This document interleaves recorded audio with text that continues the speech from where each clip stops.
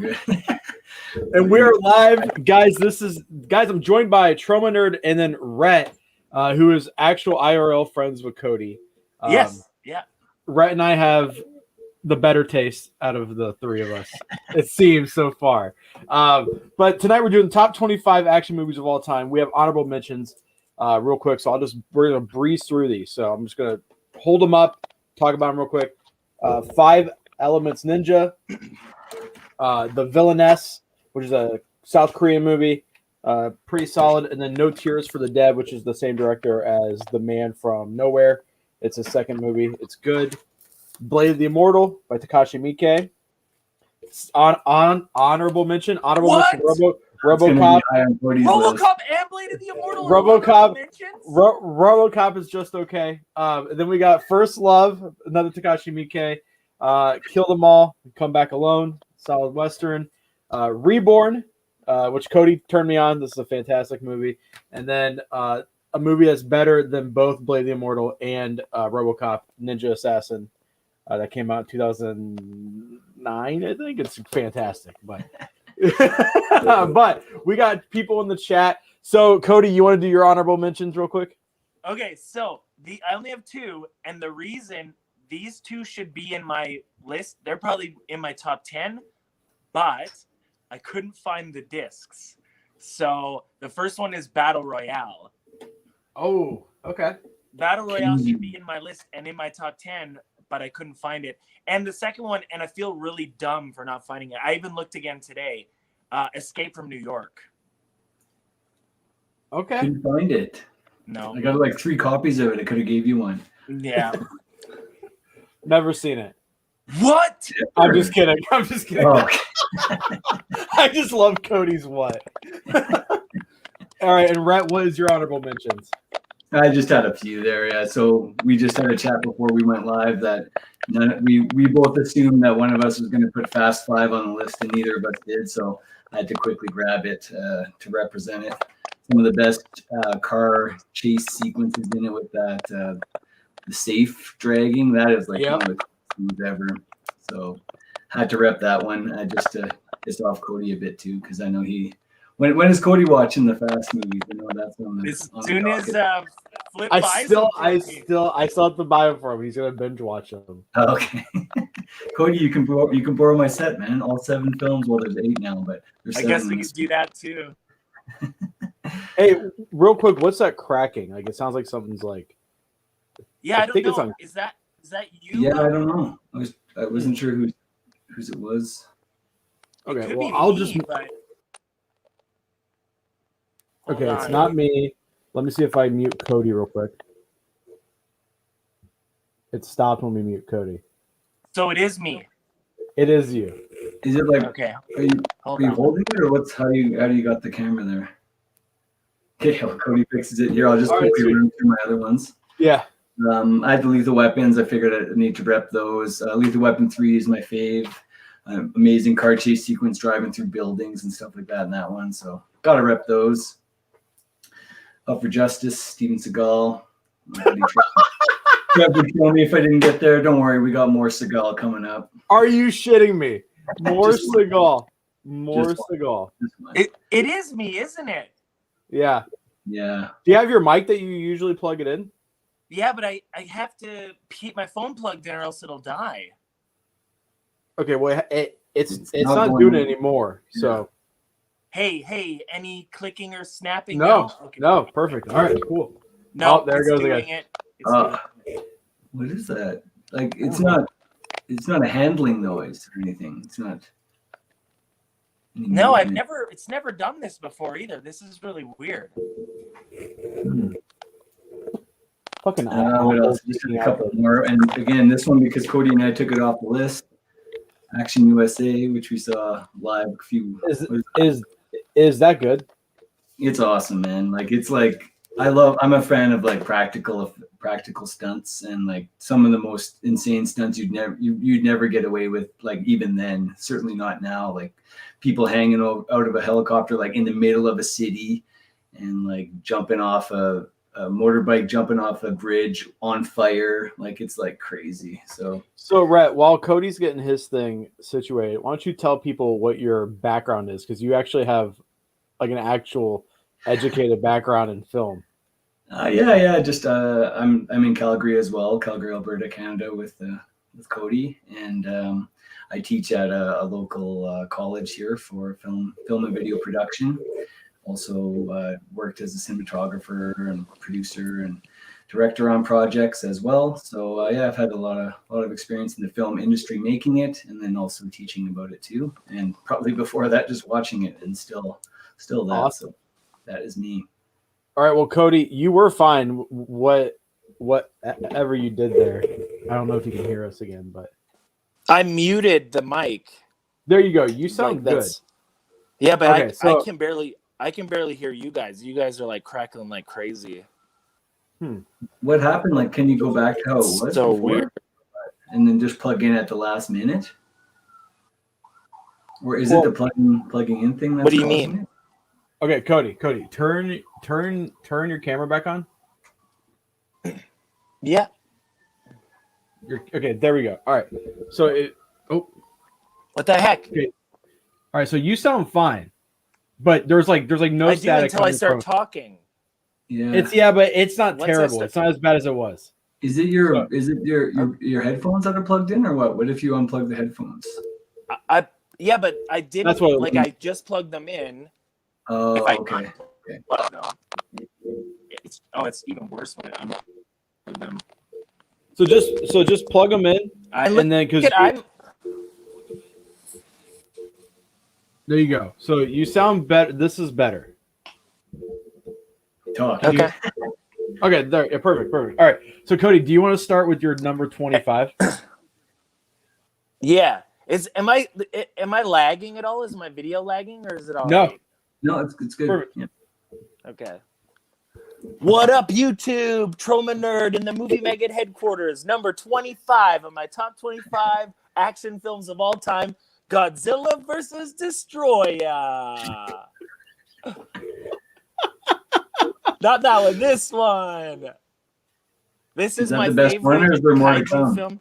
Yeah, best kaiju film. I think it's in the Heisei series, which is my favorite of the Godzilla series. It's the best out of the Heisei series. It has the best kaiju effects.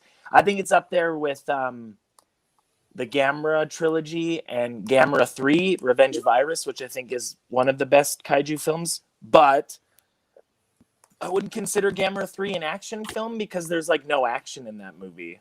It's all like story driven character development and stuff. There's only action at like the very end of the movie. So whereas Destroyer, it's all action. So top 25, number 25, Destroyer, Godzilla. I had to get a kaiju film in my top 25. So Rhett, what about you? What is number 25? Well, with the pretty basic stock pick to get out of the way. First Blood, the OG. Of course, there's more action in some of the later Rambos, but I think that this one is the one that has the best story. Probably the best stunt too. That jump from the cliff onto that evergreen tree is like insane, and just like probably like Stallone's actual best performance in terms of giving it his all. So I was listening to a podcast and they said, could you imagine if Sylvester Stallone died after Rocky and Rambo 1? He would be heralded as one of the greatest actors of all time. People would be like, "Oh my God, Sylvester Stallone would have been amazing." But I thought what you were going to say is if his characters died, right? Because he was supposed to die at the end of First Blood, and then even in Rocky, like he's supposed to have like brain damage and stuff. Like those characters could have just been done, and his career would have been completely different to not ride those two franchises. How do you feel that Rambo went from being like a movie about PTSD while still having a lot of action to just being straight up like hostile by the last movie? Yeah, the last one, that last thing in the trenches there, holy, he kills like 25 people in like a minute or like 5 minutes tops. It's insane. So my first pick is I had to get a movie from this director. This will be very, you guys can argue it's not an action movie. There is some action in it, but I think it's his best work. I think it's his sexiest work. and it is one of my favorite movies that the Criterion Collection has put out, and that is Sujin Suzuki's Branded to Kill. This movie is beautiful from top to bottom. Okay. It's a Nikatsu noir. Yes. And there is some action in it. I would say that it's an action film. Weird pick out of all the Nikatsu noir. That's such a weird, because Branded to Kill is such a fucked up weird movie. Like it was a tie between this and A Cult Is My Passport, because I wanted to have either one of those represented, and I just rewatched this recently, and I love it. It's a sexy movie. I'm pretty sure that's the movie that got him blacklisted. Like, I think so. I think that's the one. I think that was the one that got him blacklisted, and he was so weird and did such weird things that they were like, no. I love it. I think it's great. So that's my number 25. Cody, what's your number 24? Okay, hot take. This is a real hot take. But I had to, because this movie is so good, and I own the soundtrack. I met one of the actors and got the autograph on my steelbook that I'm about to show. 24 Turbo Kid. Wow. And I have it. Ironside. And I have Michael Ironside's autograph on my steelbook. That's so fucking rad. He went to your theater. Yeah, he was at my theater, and I gave him some free popcorn, and he signed a couple movies for me. So this movie, for modern stuff, and I've totally forgot it in my top 10 modern ones, but this is one of the best. It's like a Mad Max homage, all with BMX. Super like fun and a throwback. Great soundtrack. I have the soundtrack on vinyl. It's absolutely fantastic. So top 25, number 24, Turbo Kid. How isn't that like a shorter movie? No, I saw it in cinemas. I'm pretty sure it's like 89 minutes. So, okay. Well, for now in 2021 standards, that's a short movie. That's true. The Justice League Snyder Cut's coming out. It's 4 hours long. I can't wait, dude. You mean Seven Samurai Part 2? I can't wait. I can't wait for that movie. So, Rhett, what is your next pick? Well, I would have had Ironside sign one of my later ones a little later in the list, but right now maybe this one's a little bit of a hot take, but Deadly Prey. Kind of like a Rambo clone, but like shot on videos, or not shot on video, but like a video only release kind of What? thing. What? Yep. So we watched that at Globe. So wait. Is Deadly Prey better than Rambo? It's one slot ahead on the list, yeah. And that's because it is just wall to wall, like insane murder and mayhem. It's kind of like the later Rambos, but like with a super low budget and like no care in the world for anything. Dude cuts off a guy's arm and then beats him to death with his own severed arm. Like I have not seen this, but I need to see this. Just watch that clip. If you type "man beats a dude to death with his own arm," that'll be the first. Dude, it's something, man. It is like, it's something. Like, it's a wild one. So my next pick is a movie that I do think is overrated. I think like when people talk about it, they kind of overhype it, and that is The Man from Nowhere. This is a South Korean movie from 2011, I think, and this was this director's debut, and it stars an actor named Won Bin who hasn't done that many things. He's done like maybe 4 or 5 different films.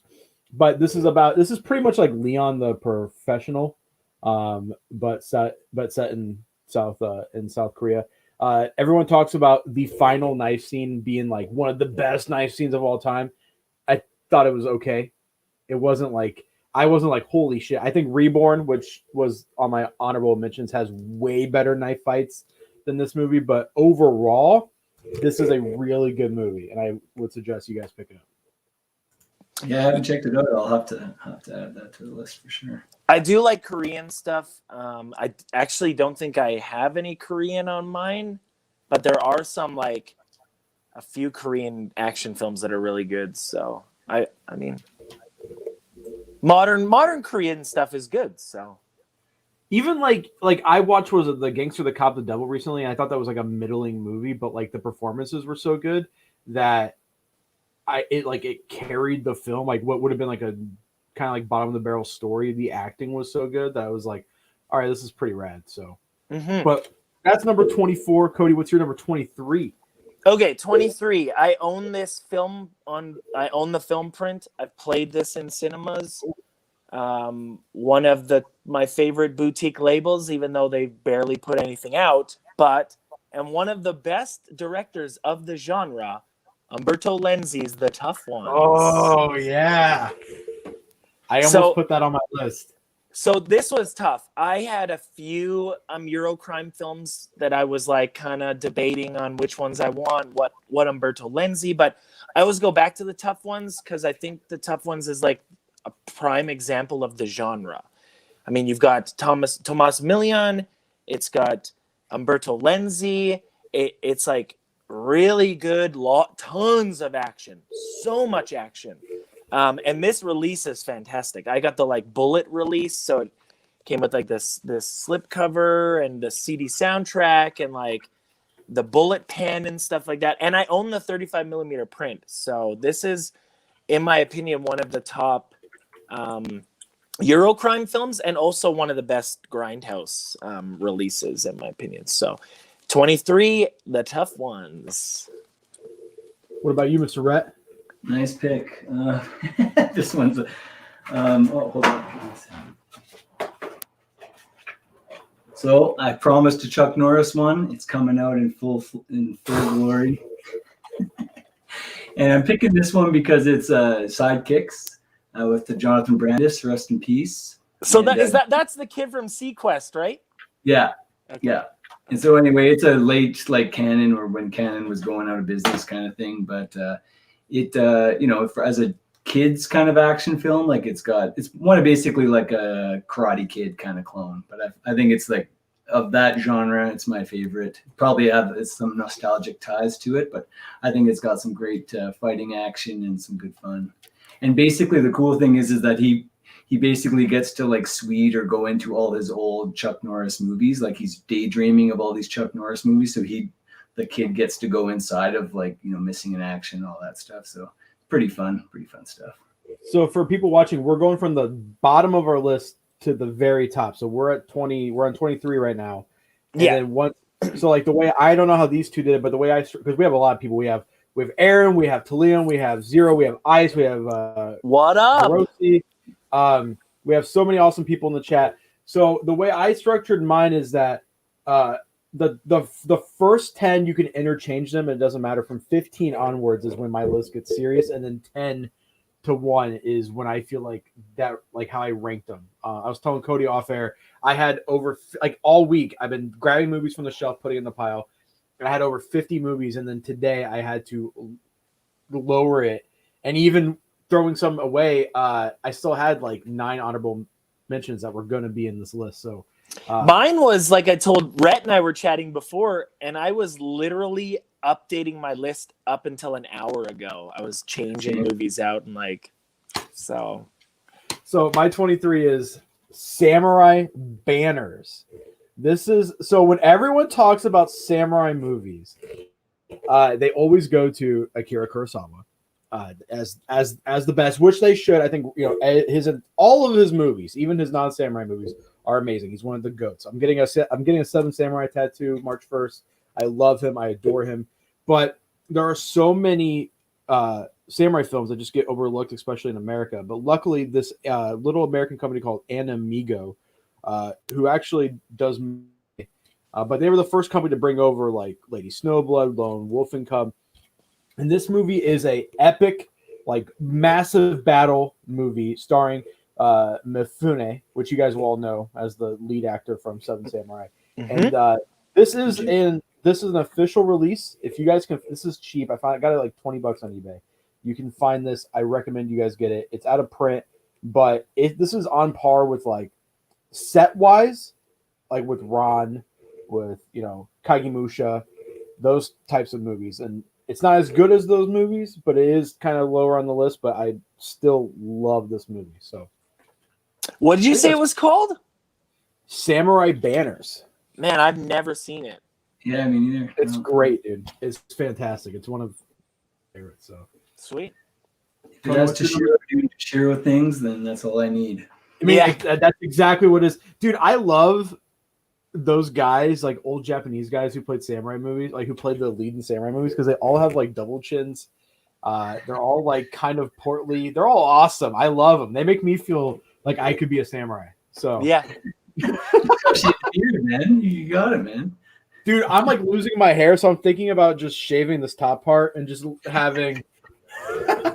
I think all of us are like having hairline and balding. I don't know. Yeah. Rhett's still got good Red's hair. still got beautiful Rhett's hair. got good Mine- hair, man. Mine's all hidden. It looks like a lot, but if I put my head down, you can see my scalp. So Rhett's only thing with Rhett is he's got some gray. I That's have some gray It makes too. me Yeah, smarter. it makes you... wait, Rhett, you're a dad though, right?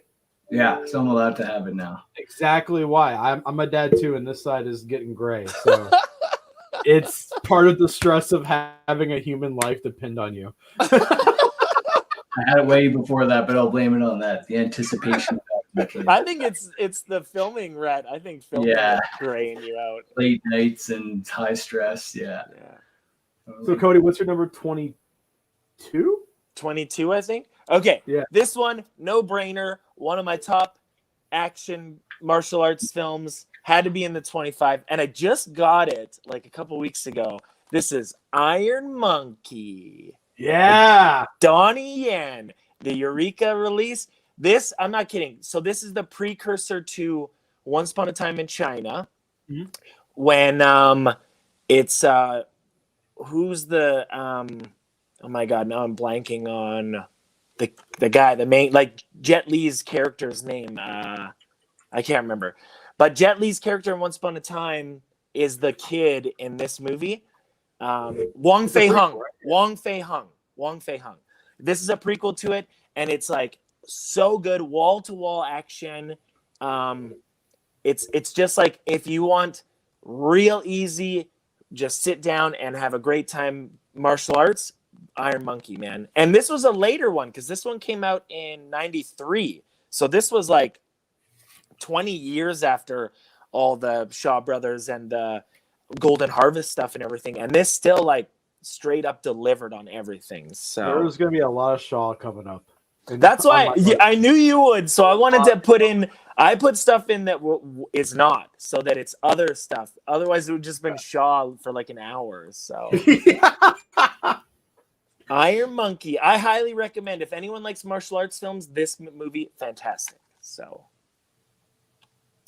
And I have to rep the American films more. Probably just Camilla because I don't own a bunch of the Asian stuff. I was like, man, I need to buy some more of these. But Cody and I, a few months ago, we watched this film, and Cody said that we can only include movies that we own in our collection. So I made sure to buy it. This is definitely not a bootleg that I just made up, but it's definitely a totally legit movie. I own it. It's called Recoil. It's on with Gary Daniels. What is that? What is that? That's the epic scene where the vehicle runs into the top of a traffic. It's legit. It's got a back cover, and there's a picture of Gary Daniels on the back.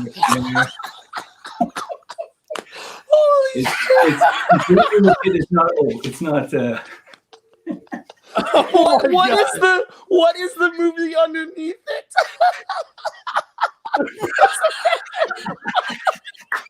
On HD DVD. Who needs a 4K Breakfast Club? Holy Oh my god, Cody. Rhett, you broke me. Actually, legit though. Recoil. It's on Amazon Prime for free. PM Entertainment created a whole bunch of low budget, crazy action movies in the '90s. They never released anything on DVD or even Blu-ray, but like the first, what is it, Cody? Like 30 minutes is just an entire giant action scene, like the craziest car chase. Cars are like flipping over and blowing up, and it's like the most crazy. They like chase these guys into this building, and they're like driving through the building as the guys are like running away and stuff, and then they're hopping on motorcycles. Like, it's insanity. It's so crazy, that movie. Yeah, it's awesome. I had to sneak it in there. Someone said, "Oh, I know who it is. It's your friend." Someone said, "Who the f is this new guy? Kind of handsome." Kind of handsome, Cammy. Oh, guys, by the way, everyone in the chat, hit the like button so we get more people in here. All right. Yeah, everyone like and all that jazz. Oh my god, dude, you broke my stomach. It hurts. I can't believe, Rhett, that was amazing. That was so good. I will legit agree though. Rhett and I watched Recoil, and it's good. If you like action films, it's good.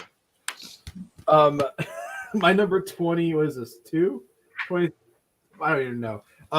Is Shadow by, I'm not even going to pronounce, Zhang Yimou. He's the same director behind Hero and House of Flying Daggers. This movie it's supposed to look like a Chinese water painting.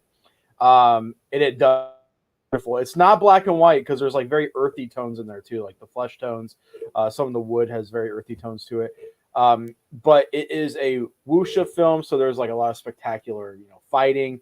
And the final battle scene is awesome. You have a bunch of these guys wearing these they're like umbrella hats, but they have blades on them, and they ride them down the street wave in the rain, and they're like using them to block out arrows and stuff. It's super awesome. This is probably one of the best 4Ks as well. If you guys have a 4K television, get this. It is mind blowing. It looks beautiful. Like, even if you don't like the story, you're gonna love the way it looks. So that is shit. Gotta check that out. Cody, what's your pick? Oh my god, Red. First off, wait. God. Who the fuck needs Breakfast Club in 4K? Who's like, I need a 4K Breakfast Club? And Cody, obviously. But... There's lots of people. Oh my Not Cody. He just needs it in 1080. 1080. You need the Criterion Collection version of that. No. Okay, so my Sylvester Stallone pick is not First Blood. My Sylvester Stallone pick is one of the best action films of all time, and that's Cobra, baby. Cobra. Oh, Cobra.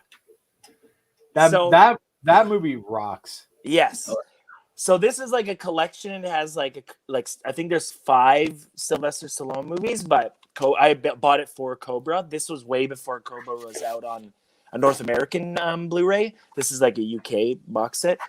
Rhett and I have watched Cobra together, and I will tell you right now, if you want to die laughing, watch Cobra with your friends, man. It is like the funniest, most insane action film I've ever seen. Like, there are so many crazy stunts, and he literally cuts pizza with scissors and eats it in the movie.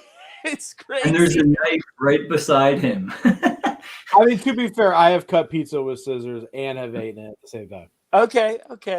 But it works okay or what? I just assume it would get all. Well, we have special pizza scissors. Like they actually. You run a pizza joint. Yeah. Okay.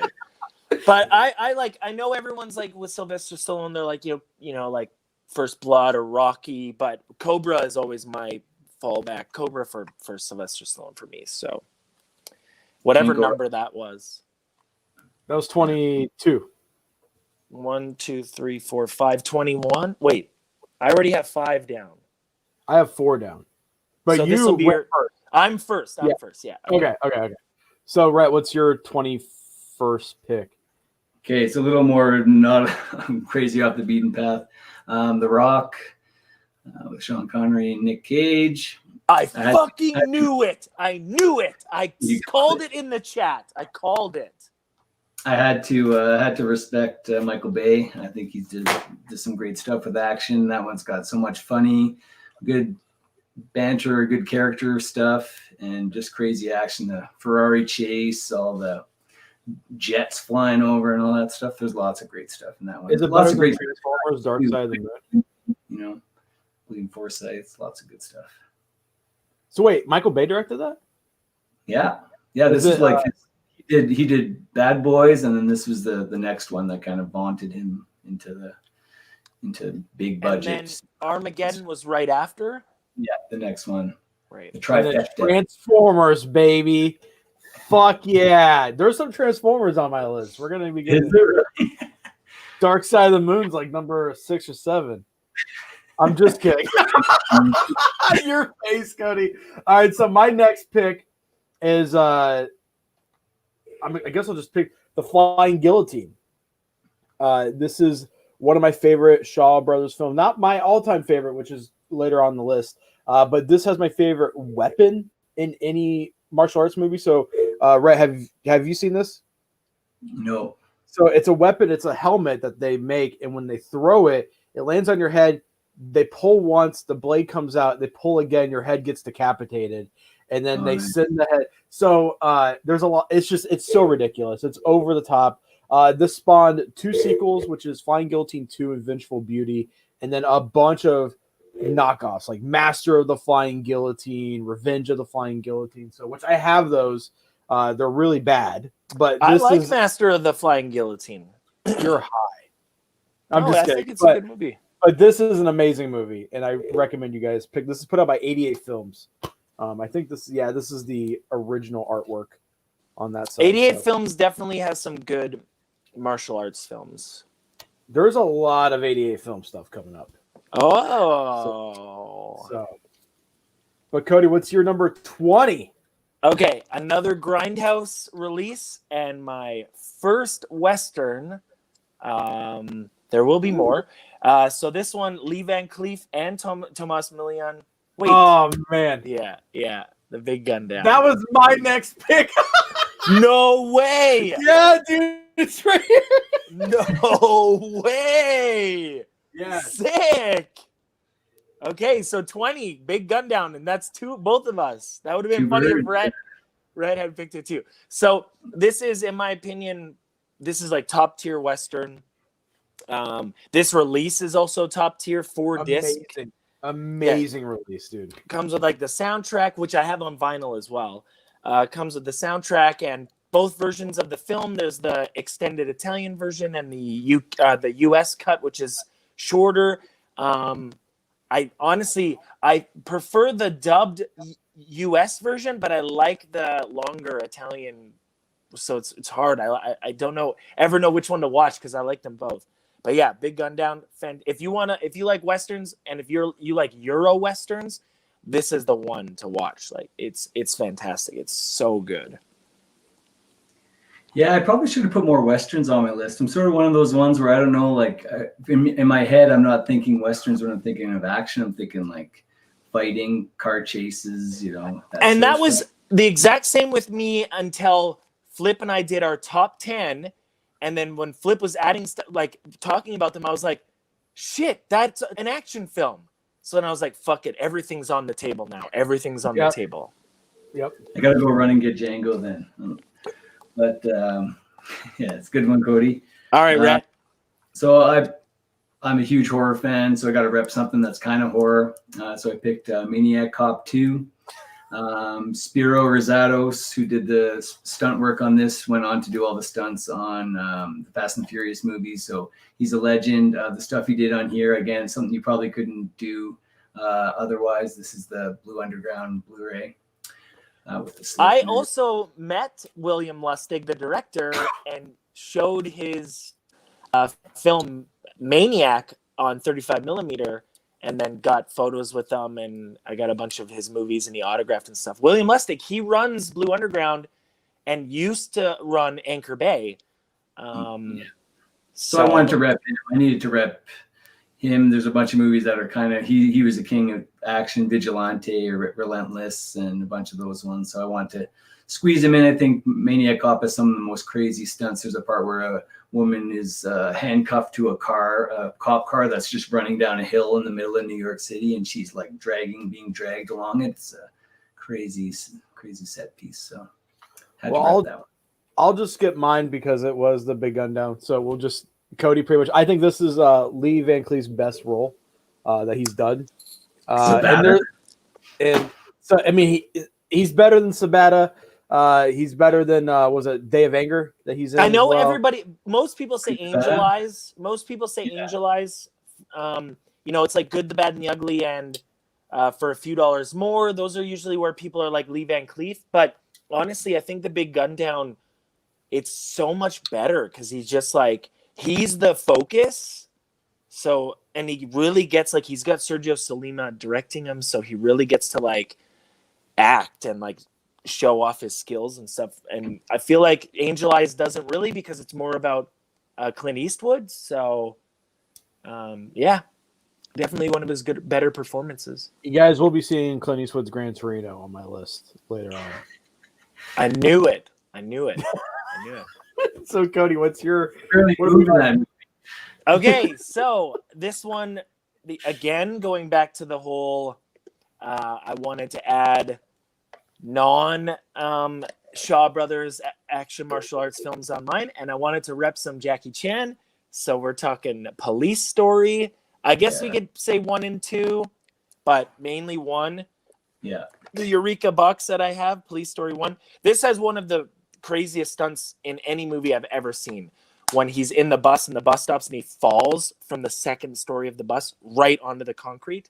It's literally like one of the craziest stunts ever. And when he leaps in the mall and rides down that pole in the middle of the mall and all the lights are like sparking and he literally just did it. He just jumped and slid down the pole. It's some of the best stunt work I've ever seen in any martial arts movie.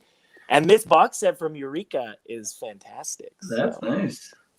Yeah, I mean, you didn't even mention my favorite stunt when they destroy like that full like shanty town. Like they destroy the town. Cars are driving through every building down the hill. Like I couldn't believe that. So Corridor Crew, which is on YouTube, they'll do the stuntmen react. And they did a stuntman react about that scene, about the cars driving through and how it could only be one take because they destroyed that whole shanty town. But it's crazy. The people like running through and the cars going and like, there's explosions. It's insane.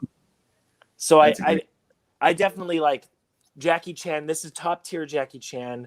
I know he didn't really get popular until Rumble in the Bronx, but I feel like his earlier stuff, the Hong Kong stuff, it showcases like Jack. This is 85, so this real showcases who he was. It's all his stunt crew and everything.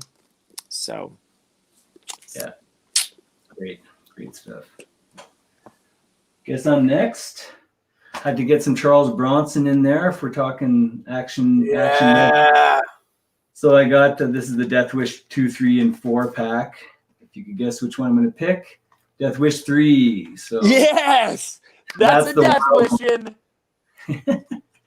So basically, all the other Death Wish, there's 5 of them. All the other ones are like kind of a rape revenge kind of story. Whereas 3, it's just like, hey, I'm going to help out my old buddy, and I'm just going to help him out, and I'm just going to use a bazooka and basically shoot anyone who even tries to pickpocket a purse or even jaywalk or something like that. He's just blasting everybody down in that movie. It's so insane, the world that they create there, where everyone is just some punk villain, and you just got to blow them up with every gun that you have available. It's the canon way. So Death Wish 3, my pick.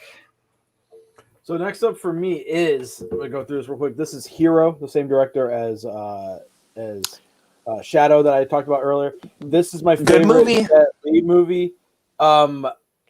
This movie, as much as Harvey Weinstein is a piece of shit, he was responsible for this coming to the States. So thanks, Harvey Weinstein. You get a pass from me for this.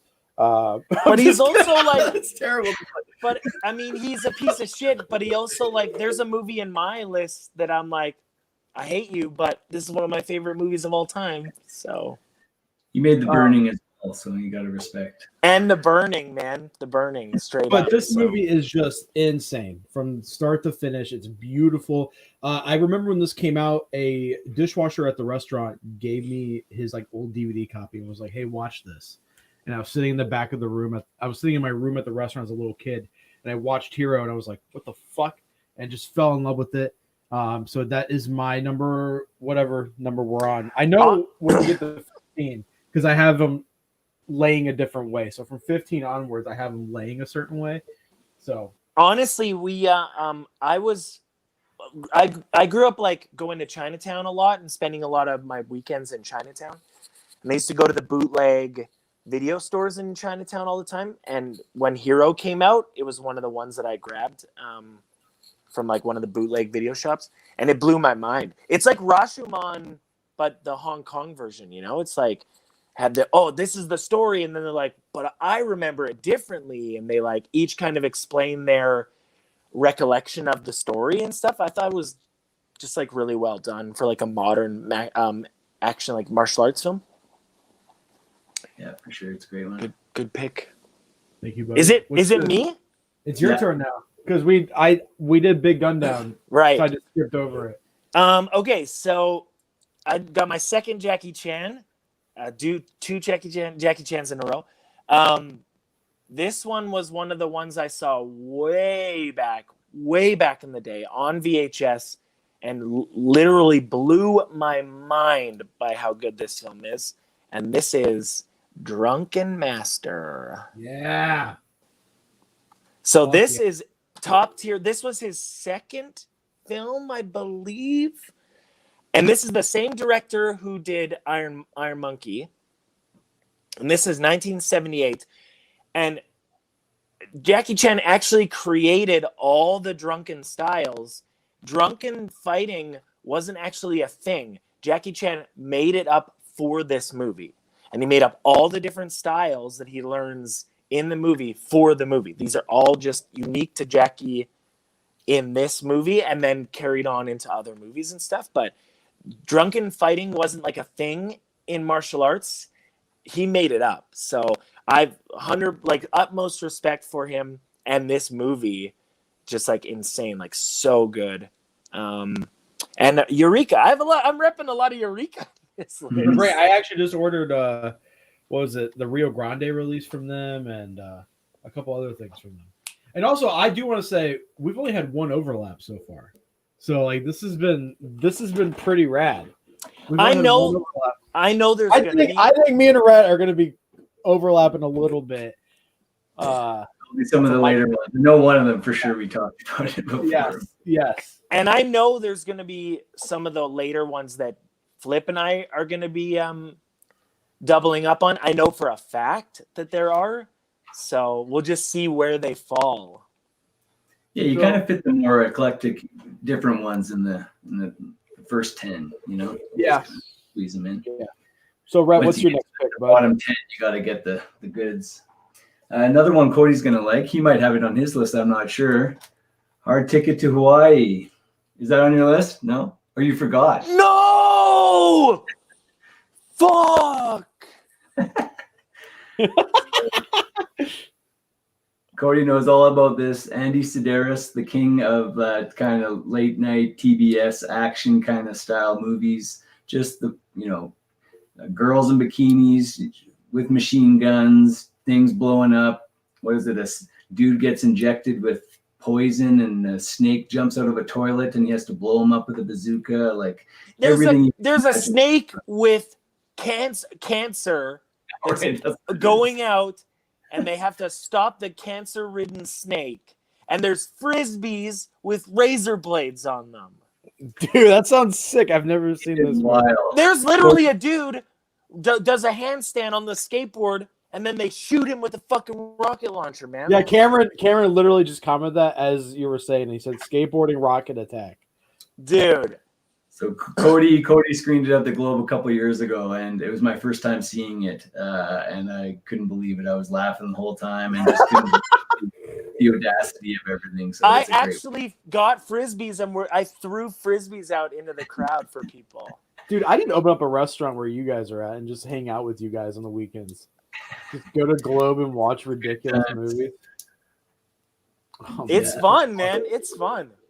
Yeah, Cam said never forget the Spike TV marathons. It was always on there. That was how I first saw the Sedaris stuff. I also did a Q&A with his wife. I mean, Andy's obviously he's passed That's what Cameron on now, said too. His wife manages films. She's kind. And I did a Q&A with her after the screenings. So, and then my good friend Aaron wrote, "Love Andy." He also said you could choose almost any of his movies and it'll fit the list. Yeah, Andy is like, you could get the Mill Creek 12-pack DVD for like $10. It's like cheap, like beyond cheap. Yeah. So my next pick is probably the most disgusting movie on this list. It's one of my favorite things to show employees at the restaurant. Like, hey, you guys want to watch a movie after work? And I put this on, and every time they're just like, "What the fuck?" Because they're usually like 18 and a little bit older, so they're like young. And that's Itchy the Killer. I love this movie, dude. This movie starts with literally the title card for this movie is a cum shot. It's a cum shot, and it's based off of a manga. The manga is probably more grotesque than the movie. It's insane. But this has some of my favorite characters in any Yakuza film, any Takashi Miike film. It is just balls to the wall from the moment it starts to the moment it ends. Insanity. And I think it's one of Miike's best movies. I think it's his best ridiculous movie. You know, like people, like when people think of Miike, they usually think like Audition or this, and I think there's a reason why this movie leaves a pretty big lasting impression. I can't sit through certain scenes. I can't sit through the fucking tongue cutting. I cannot watch that. It makes me unnerved. The nipple cutting is pretty rough. The nipple cutting when he's hanging by the hooks. My favorite is my friend Ryan. When he started working at the restaurant, he was like 17 or 18, and I was like, "Hey, do you want to watch a movie tonight? And we can eat some pizza and chill." He's like, "Yeah, sure." So we had some friends over, and we have a big screen TV in the back of the restaurant that my dad won in a raffle, so he can like watch football games and stuff while we're making pizzas. So we're all like crowded around a table in the back. We have pizza, and I don't think anyone ate after a certain part in the movie because everyone was just like, we can't." We can't watch this movie, so that's my pick. And then we have two more before the big top 15. I definitely showed that back in 2011 at the Uptown before it shut down. I think it was either Itchy the Killer or Texas Chainsaw Massacre 2, which was one of the last screenings at that cinema before it shut down. Nibs. He wants in on the action. He wants you to take your neck from Cody. Okay. This was all I forgot about this film until Cam or Rhett reminded me today, and I had to put it on. And this is like one of my favorite action comedy films of all time.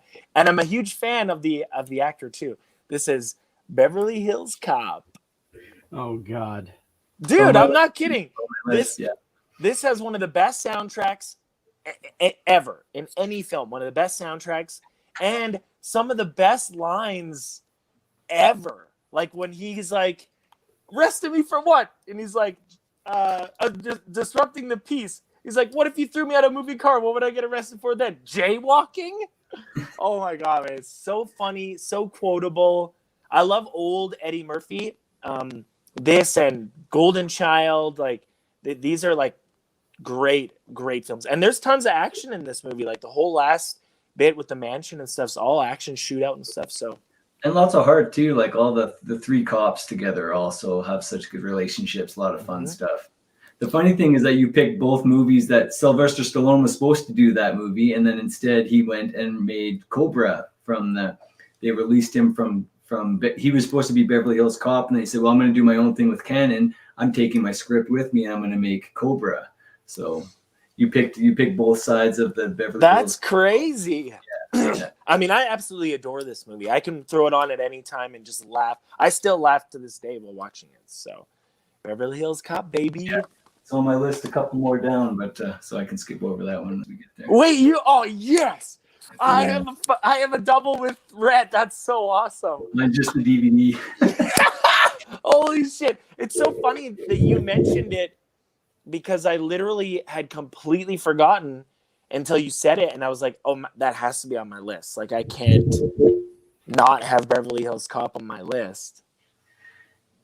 Yeah, it's like there's doesn't have as much action. So that was when I was like, wasn't thinking about it as much, but there is, right? But it's like it's the buddy cop formula. Like Lethal Weapon, everything owes it to Beverly Hills Cop, right? Oh yeah, and I will tell you, like it's a lot of comedy at the beginning, but that last like the last like 40 minutes or so is all action.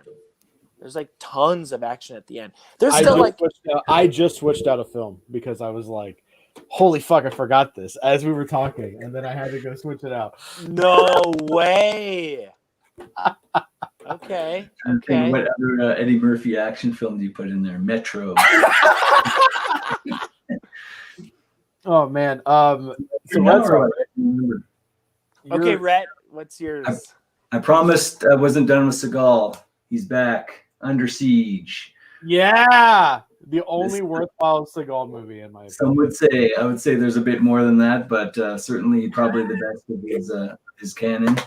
The best Die Hard clone there is, I would say. It's got his fighting style and he's got his swagger in it. And the other cool thing is it's got the great bad guys. It's got Tommy Lee Jones as this crazy, whatever he is, punk rocker guy, and then you've got Gary Busey cross-dressing and doing whatever he's doing. Because it has that like scene where he kicks him, right? Kicks Tommy Lee and like they're in the sub or whatever, and he like flies into the table, and it's like this super famous scene. Flip grab sniper. Yeah. So anyway, Under Siege, great. If you got to rep Seagal in an action movie. My dad loves that movie, dude. My dad hates a lot of things, but Under Siege, he loves that and like Zero Dark 30. Like those are like his two go, and anything with Clint in it. Like he's like I love. So I'm repping the dads in this cast today, I guess.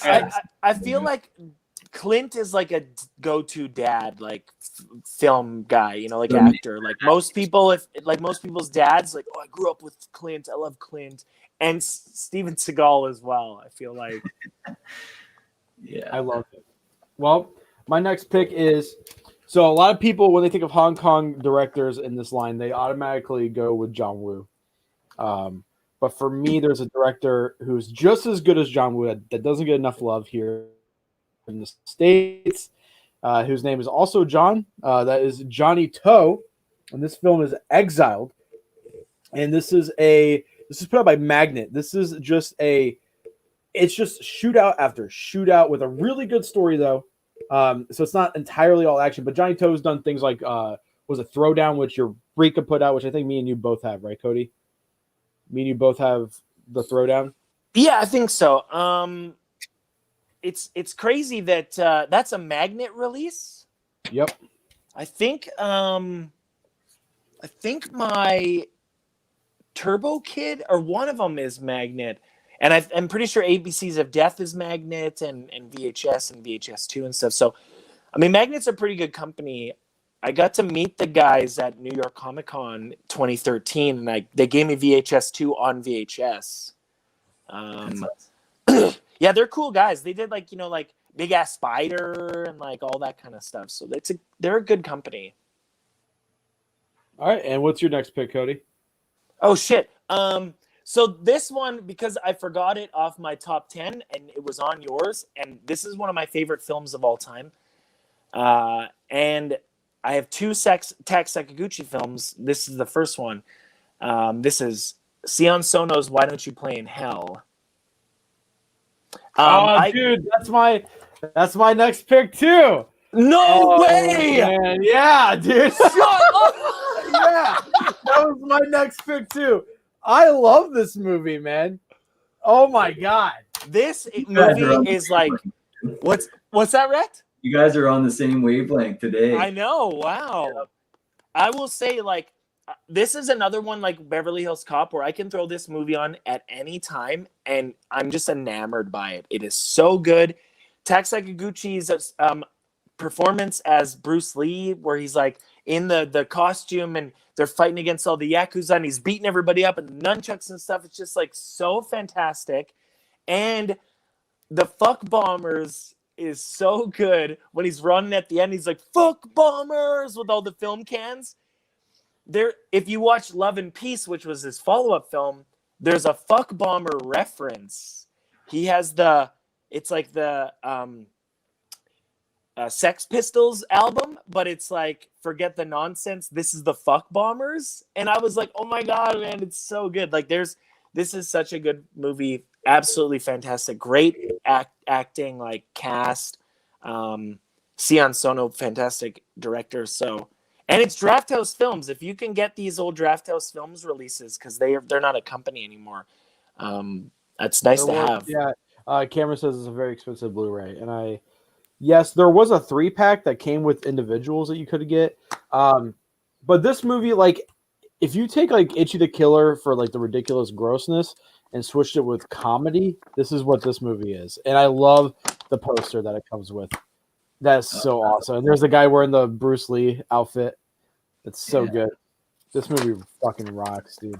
It's incredible. It's like out of Sion Sono's incredibly like diverse and just really amazing filmography, I feel like this is his best film. And it's also one of my favorite films. Like, I can literally put it on at any time and just like, I'm absolutely floored by how good it is. Like, it's just amazing. I do think it's his best film. I did see the new Nicolas Cage movie that he did, Prisoners of Ghostland. Yeah, Cam watched it as well. What did you think? I liked it. It's not. It's his. I think it's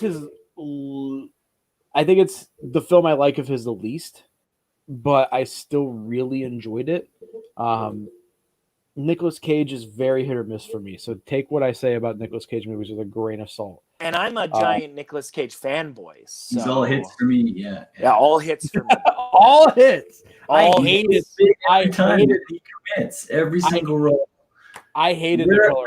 A boring Nick Cage role. You can't even name it. Even like the Weatherman or Family Man or whatever. He's still going all out. I hated Color Out in Space. That's the thing is, like, I didn't hate it. I just know a lot of people held it up against Mandy, and it's not Mandy. It's like not anywhere close to Mandy. But most people were like, "Oh, I didn't like Color Out of Space because I was expecting Mandy too." And I'm like, "That's why." Like, you have to go in thinking this is a Richard Stanley film, right? Like, that's what. But a lot of people, they just like I watch Nicolas Cage like I watch Keanu Reeves. I love everything that those actors are in. So, except The Matrix 2 and 3. You're out of your fucking mind. Matrix 2 is amazing. Rave. That part in Matrix 2 is like one of the best. Dude, the fucking highway scene in Matrix 2 is incredible. The highway scene plus the fight at the Merovingians house, like it's like a straight up like wuxia fight scene. It's so good, dude. What are you talking about, Cody? And the Matrix 3 is literally a Dragon Ball Z episode made into a fucking movie where they're flying around. Dude, whatever. Oh my God. Dragon Ball Z. He's got him. I do like the Matrix 1. I'm a big Matrix 1 fan. I just don't like the other two. You're high. All right, so Rhett, what's your next? Okay. No action movie list is complete without a ninja film. For me, this is my favorite of them all. Revenge of the Ninja. Yeah. Sam Furstenberg, Sho Kazugi. I wanted to put like 4 Sho Kazugi movies on there. Rage of I Honor. watched Enter the Ninja today. There's another Sho Kazugi. With the hairiest chest of all time. No hairy chest in this one. But it does have his little son who's like 8 or 9 or something like that. And he's kicking ass. He beats up like a grown woman in it. They have a big bamboo stick fight or whatever. Is that the one we watched at Globe? That was the one we watched, right? Yeah, okay. Yeah, it's a wild one. Cannon, just the crazy stuff. He's taking little jacks and like throwing them in people's faces. And the little kid is beating everybody up. It's a wall-to-wall crazy action. Totally recommend. And is that Kino Lorber? Kino. Yeah, nice. Look at that boring ass spine. I actually, to be fair, I do think their packaging is ugly as fuck. I will tell you right now. Okay, Flip. This is my big thing. I was talking to Red about this earlier. In the comic book collecting world, the biggest complaint that I hear is, why can't companies make their spines uniform? How come DC keeps changing up their spines? Look at my OCD. Oh, I can't. The spines. And then all I hear from the Blu-ray world, collecting world with Kino is they're like, how come they're all uniform? They look so ugly. This is what a library looks like. So here's my counterpoint.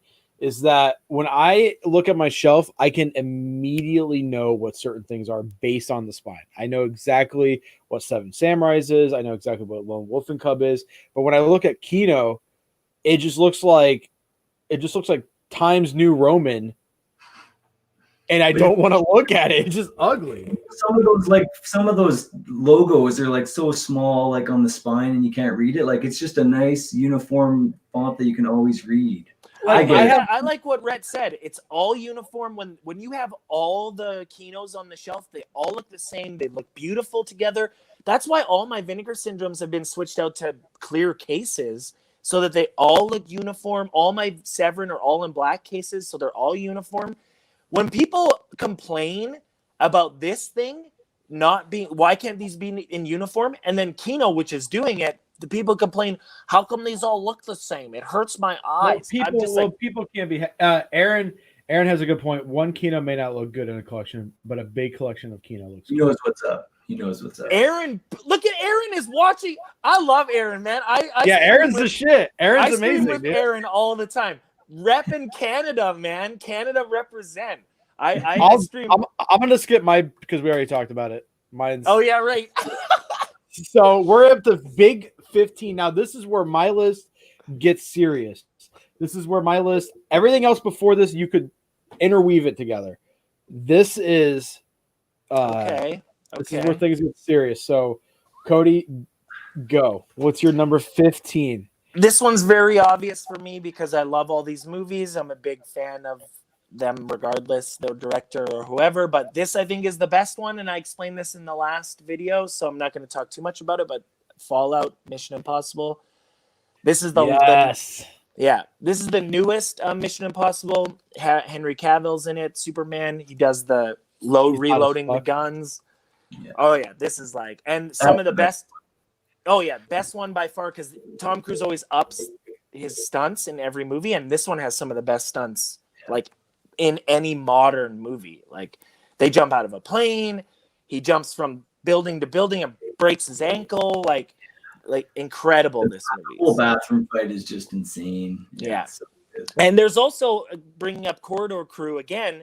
They did a stuntman react to the bathroom fight scene. Yeah. And they talk about how like the floor was kind of rubber. So when they're slamming into each other, it's not actually like tile. It's like rubber flooring. Tom so Cruise I love he's so badass. Like dude. Like for a 5'4" man, he is like the most badass dude ever. He's like, how old is he? He's like pushing 60 now. Yeah, man. And he's doing his own stunts. And if you look at him, like there's some 60-year-old men where you're like, that guy looks like he's 60. And then you look at Tom Cruise. Yeah, you look at Tom Cruise, he's like, that guy looks like he's 40. And then you look at me, who is 40. I'm 41. Dude, Tom Cruise harnessed the power of Scientology to do these big stunts. Yeah. And he's killing it. The Halo jump is still my favorite thing ever. Dude, it's insane. For me, he's saving cinema because like it's become all about like CGI, Marvel, all that stuff now. Like he's being like, no, you got to do it legit and real. Like commit to what our John Ford's people did and everyone were doing in all those early movies. He's still keeping it alive, which I like. I just watched a bunch of John Ford stuff last night. I saw your which is awesome. Yeah, Letterboxd, hell yeah, dude. Cody's favorite website. Cody, I think you would have a big following if you like. He had a big following. He deleted it all. Why? He was. I hate that website. I hate it. I love it, dude. It's my favorite social media site. I literally despise it. Cody mad. I spend hours on Letterboxd, dude. Like I'll like look up a film, look up like lists, try to find similar films. I love it. So I hate it. It's just these like pompous idiots that think they can review films and they're talking shit about films. And it's like, what have you ever done? What have you done? You're rating this film like half a star. You're sitting in your mom's basement eating Doritos. What have you done? Like, I hate that shit, man. I hate it. I'm not a big film critic fan in general. I like watching YouTube, like movie reviewers, reject films, and Aaron who's on here, and like just the discs, like Brian and like and Flip and stuff. Like I like watching Blu-ray reviewers on YouTube, because these guys are usually pretty passionate about it and they kind of know what they're talking about. And I follow the guys that I like. Letterboxd is just a bunch of idiots. It's all it is. They're just talking shit out their ass, man. They're just But those talking guys shit. like that are right here in the call with you are on Letterboxd. We're not talking shit. I know. Like my favorite thing is to, like, I follow him. I follow like some friends on Facebook, and just to see like what they're watching. You know, I also I'm trying to watch 365 movies this year, so that's a good way to like document how many movies I'm watching. But I do think it's funny when I love a film and I look and it's got like a 2.5 and I'm like, oh shit, maybe I'm retarded. Maybe I don't have good taste at all. So most of the films that I like would get like a 2.5 on that piece of shit website. See, for me, it's like if I look up a movie that's relatively obscure and I look it up on IMDb, it'll just be like a bunch of people shitting on that movie, a bunch of normie stuff. Whereas like on Letterboxd, there'll actually be people who like probably know some more about that movie, and you can see a couple of reviews. Like, yeah, sure, some people are trying to thinking they're the next Roger Ebert or something on there, but there's still like a lot of good. Ebert. Like I said earlier, dude, he gave the Raid 1 star. I'm glad he's dead. But that's I just look. I'm kidding. Oh fuck! I'm kidding. I just look at honestly, Letterboxd is just Robert Ebert, the website to me. Like Robert Ebert. Hey, you have Roger to find the right people, because I found a dude when I watched Deadly Outlaw Rekka, which I think is an okay movie, but he is like, this is my favorite movie of all time, and all he does is watch Japanese crime movies, and he like rates them 5 stars, and his reviews are fucking awesome. Everyone, he's like, this is the best movie ever, and I love him. So you know what I think is very ironic? You were hating on Nicolas Cage, and we have a Nicolas Cage background in our stream. Well, I mean, he's all right. His best role is Mandy for sure. Mandy and Raising Arizona. He got to play Superman in Teen Titans Go to the Movies, so he finally got to be Superman in a movie. God, I wish. Did he have nipples in that suit for the Tim Burton one? I think so. Maybe. Maybe. Yeah. Maybe. Oh God. All right. Okay, whose turn is it? It's my turn. I knew the Letterboxd rant was going to set us back 10 minutes for sure. You can't have a list without Arnie, so I got a few on my list. Commando, kind of this is the start of the temp for him. Was basically the prototype for Die Hard as well. Die Hard was originally going to be a sequel to Commando. But that's the movie that has found the formula. You know, the one-liners, great kind of repartee with Ray Don Chong in that one. Every single one-liner that you think of with Arnie, like most of them are stemming from Commando. So much fun, so much carnage in it. Just great stuff. I mean, the first scene, man, he's carrying a full tree, like a giant, what is it, evergreen or whatever it is. And then he goes on to eat ice cream with his daughter, and then like hitting ice cream in their face and stuff like that. Like, oh man. And that also has a mall stunt scene, which is absolutely fantastic, just like a Police Story. That mall was like used for all the good stunts for a while, and then I think they tore it down not too long. I think even T2 is in that same mall. Yeah, that I agree. Like, Commando's not on my list, but I agree. Like, if you like Arnie and you like action, Commando is right up there, man. Like, Well, my next pick is quite possibly one of the greatest Yakuza films of all time. Hands down, and no one talks about it. It's amazing. And we're talking about Gonin. So this is 1 and 2 is a double pack. But the first one in particular is about a nightclub owner who, like, I guess like Japan's economy crashed in the early 2000s, similar to ours. So he robs the local Yakuza for 100 million yen with some friends, and then the Yakuza hire some killers. One of them being Bite Keshi.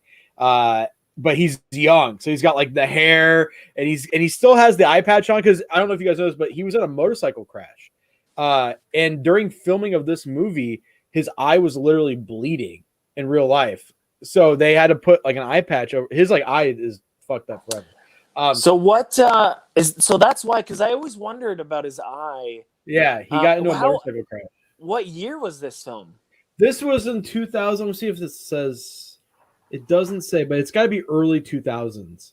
Oh wait, no, sorry. It says Gonin, copyright 1995. Showed. Oh, So this is a old movie. Not too old. You guys are boomers, so you guys. hey, I'm not a boomer. I'll fight Rhett on this, but I'm the in-betweener. Just barely Gen X. You're like Yeah, just barely, yeah. But yeah, this, if you guys haven't seen this, you can find this. This is a Tokyo Shock release. Super cheap. The second one is not that good, but the first one, I was blown away. I was like, holy shit. And I bought it on a whim. And when I put it in to watch it, I was like, what? Why don't more people talk about this movie? So, and is 2 as good or what? No, 2's not that good. 2's like all women, I think. Yeah, it's like, it's not even like really like a follow-up. It's like mostly about women. It's a different story, and I don't really like women, so it's just like one of those. We had Cynthia Rothrock mentioned in the chat. I would put like 10 on my list, but all these are on Amazon Prime for free. So like, I don't know, I couldn't. Well, yeah, you guys don't get canceled. I'm just kidding. You guys can't cancel me. It's all right. You guys can't cancel me. But I highly recommend you guys check out Gonin. I wanted to throw something a little underrated for the top 15 because I feel like everyone. I feel like some of the other choices are going to be very obvious. But yeah, that is Gonin. Cody, you're next to 14. Okay, so this is I have a few hot takes. This is probably this is going to be the most like hot take out of the entire list of mine. And I know Rhett is going to be like, what? Toxic Avenger. No, I didn't choose Toxic Avenger because it's horror comedy. So if we do a horror, Toxic Avenger be on there. But okay, I love these movies and I love all these movies, but this one in particular is my favorite. And I don't know if Brett's gonna agree, but this is the one I always watch. This is the one I have the most nostalgia towards, and it's Predator 2. It's good. I love Predator 2. Not so hot. I was expecting something with a little more heat. It's a good one though. I mean, but I'm not. I will tell you right now, Rhett. Predator 1 is not on my list. Okay, that's the hot take. This is the only Predator on my top 25, and it's 2. I do like that one more than the first one, honestly. Really? Yeah. There's a lot of people like 2 more, I guess. I didn't think that. I think the Predator looks cooler. I like the like city setting. There's way more. There's no comedy in the first one. There's a few jokes, but this one has actual comedic moments, like when he smashes. That one like sets up the Predators for being like around forever, right? Like there's like he finds like antiques and stuff in the ship. So I think that's what, like, the first time I watched it, there was only the 2 out, and I was like, why isn't there like 40 of these, like the Alien movies? Yeah, like that. I always like sequels where they set up more of the lore. Like the first one is just like, this is the thing, and then you defeat it. And then the second one's like, oh no, this is all the other stuff that the first film didn't really like go into. And 2 really sets the lore. 2 explains like there's not just one, there's a bunch of them. And when he goes in the ship and the elder and he gives him the gun and you see all the different skulls and stuff, like, and honestly, there's some laugh out loud moments, like when he's in the apartment and the old woman with the broom, and like it's genuinely funny, like a funny movie. So for me, the jury was out until the ending. Like they go onto the ship and you see like that Predator lore that you're talking about, like in the code, you know, like they're not going to kill him without the gun and stuff, and they honor like what he did. It's like, that's awesome. I love that. And they even do it like with the woman, and she's pregnant and he's going to kill her, and then he sees the baby and he lets her go. You know, like there's so many scenes in this movie. And I also grew up watching this one because this is what, like 92, maybe 1990. So I was 10 years old when this one came out. I wasn't even born. So I like this movie really like this was Yeah. a big part of my childhood, this movie. So this one always sticks with me. The first Predator is always like it was on TBS all the time. Always like every weekend it was on TBS, so I just kind of got sick of it. Like don't get me wrong, I still love the first Predator movie, but it was just on TV all the time. And I mean, it's still a good Arnie movie and it's still good for what it is, but I just enjoyed two more. So Brett. No complaints there. Two's good for sure. This is probably a little more heat, but another Chuck. Missing in Action 3. For me, this is the ultimate Chuck one. I know Chuck, kind of lower rent stuff, but I'm telling you, this one has some insane stunts. They're blowing up everything in this movie again, sort of like Police Story. They like take a village and just destroy it. Chuck shoots so many things he can't even lift his arm by the end of the movie. His son has to lift up his arm so he can shoot the machine gun at a helicopter and blow up a helicopter on a bridge. He's jump kicking through windows. Like it's the quintessential Chuck. If again, I'm repping all the dads here today. So if you want something for your dad to watch, I'm telling you, Braddock, Missing in Action 3, the movie that basically Grandpas need movies too. Exactly. So is that a canon release as well? Right at the end, yeah. So it got delayed a couple of years. It's Golan and Globus on it. It didn't, they shot it, in 87 or something, didn't come out till 90 because of their financial difficulties, and then they're pretty much done after that. So end of an era. Yeah, I do love canon. Like I was explaining to Flip on one of the other streams, I knew there'd be a lot of canon with Rhett. And canon is more like the low rent stuff, but I feel like most of the canon films are fun. They're just like fun movies. Like the Ninja 3, all those ones, like they're just like insane.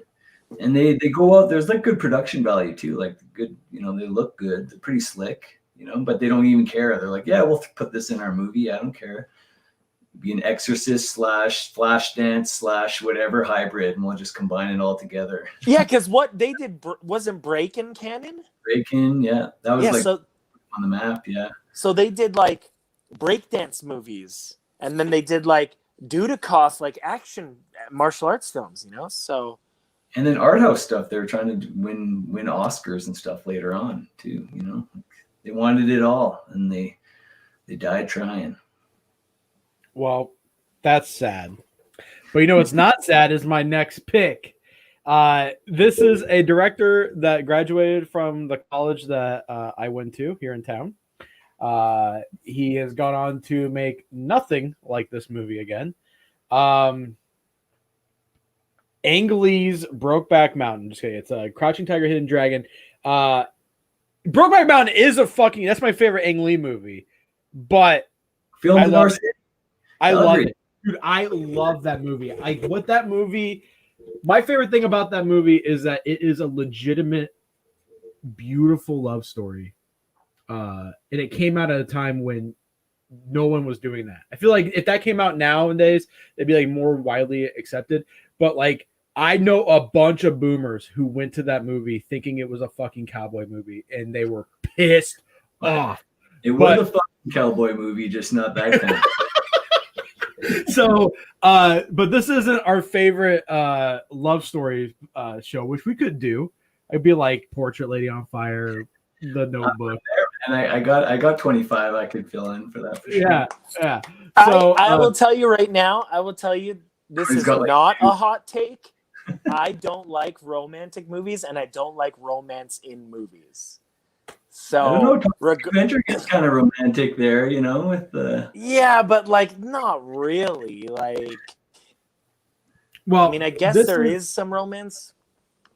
This is one of my favorite wuxia films of all time, and I remember when this came out because this is what came out 2000. So I was like, I was little. I was in like third. Was it 2000 or I thought it was like 99? No, it could be. But this movie, to like go back to what Rhett was saying, everything's CG now. This was using practical effects in a really cool way. and I still haven't seen anything like this. You know, like the entire fight in the trees is just beautiful. It's a beautifully shot. It's a great story. The 4K, I don't think it's that good. So I was just gonna ask. Okay, too bad. I mean, I just got it because I didn't own it. When I wanted it, I was like, it comes with the Blu-ray. But yeah, fantastic movie. Angley fucking rocks. It's insane to me if you look at you look at all the movies he's made. It's Crouching Tiger, Hidden Dragon, Hulk. Was it like Hulk, Brokeback Mountain? It's like, dude, calm down. You need to you make too many good things. So it's Crouching funny Tiger, because Crouching Tiger, in my opinion, it's the most King Hu film that wasn't directed by King Hu. Yeah, like it's insane how you can watch Dragon Inn or any of those King Hu Dragon Inn definitely inspired it. Yeah. Oh yeah, because it's all them fighting in like when she's in the inn with the sword and she's fighting all those different guys and stuff. That's just a King Hu movie, like that whole section. Speaking of King Hu, I was on Letterboxd last night and I was looking at King Hu movies. He's only done 15 movies. And yeah, it's crazy. And I think only great. I think only a handful have been released. Like Eureka's released a few. 88 Films has Come Drink With Me, but I still feel Criterion's got Dragon Inn and Touch of Zen. Yep. But then I feel like I think I have most of them. Yeah, but I have most of them too. But I don't think the ones I'm missing are the ones that haven't been released, or not that I know of anyway. Film Movement put one out a couple months ago. But I thought that was is that not the same one that Eureka put out? No, Eureka put out. I don't know. We're gonna have to look after the stream. But so what is? Sorry your next for the one, tangent. No, you're fine. Okay. King Hu. I'm gonna put my Arnie pick. This is another autographed edition that I have, and that's from Total Arnold Recall. Palmer. Oh, Arnie Palmy. Arnie Palmy. So Ironside too? Yes, Michael Ironside signed this one as well. This is good. That was the one I was referring to earlier. I'm glad he signed that. What do you like more, that one or the remake? What? I don't. Okay. The remake is okay if you don't watch it as a Total Recall movie. If you watch it as just some standalone fucking piece of shit movie, then it's okay. If you watch it as a Total Recall movie, it sucks, man. Like, you watch it as a piece of shit, it's okay. This movie rules. I love Paul Verhoeven. This has sexy Sharon Stone, not Casino Sharon Stone in it. Dude, I'm Sharon there. Arnie at his best. He does with her little outfit. Yeah. There's a three-tittied woman in that movie. Yeah. I think Paul Verhoeven, like, he's one of my favorite directors, and this is like just top tier. This is another like Predator 2. I grew up watching this movie. This is very like reminiscent of my childhood. I spent a lot of like this one's also like 1990 as well, so same year. Just a big fan. I love Paul Verhoeven. Starship Troopers, RoboCop, that kind of stuff, and of course Total Recall. So most people should know this movie because it's so, this was like a big movie. So I'm not going to talk too much because if you haven't seen Total Recall, I don't know. That's on you. It's also been like you need to see Total Recall. Like it's like kind of like quintessential. Like if you're alive, you need to see Total Recall. It's just like it's like Arnie. Some of Arnie's like Predator, Commando, Total Recall, Terminator. These are films that you have to see, and if you haven't seen Total Recall, like I don't know, man. Yeah, and you're a fucking piece of shit if you haven't seen it. Sorry, Rhett.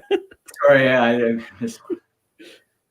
it's on my list here, a bit further down, but definitely Total Recall. So we have an overlap because that I think is our first overlap, right? A couple, Beverly Hills Cop as well, which is my next one, so we can just skip over. I put Beverly Hills Cop 3 here just to troll, but because I do actually like Beverly Hills Cop 3 quite a bit, but it's the first that I really meant. Well, my next pick, since we're skipping Beverly Hills Cop, is The Matrix. This movie is so honestly, I love the trilogy. Like I'm not gonna sit here and act like I don't like the trilogy. I think all three movies are fantastic. I think the first one though, I watched that movie, I'm not joking, probably 1,000 times. I think what the Wachowskis have done when they've combined all of my favorite elements of like kung fu movies, gung fu movies, anime, with a somewhat of a serious plot, like enough to keep it going forward. The action scenes are just out of this world. Especially, my favorite thing is that when you're watching the first one and he's in the subway train and he's fighting Agent Smith, that feels like a kung fu movie because it was one of the fight choreographers, I don't know his name, worked on dozens of old kung fu movies, and I love that you incorporate that, but also literally moments later have one of the best shootout scenes filmed in film history. And then the second one has, I think, honestly, the best car chase sequence ever filmed in the whole highway system.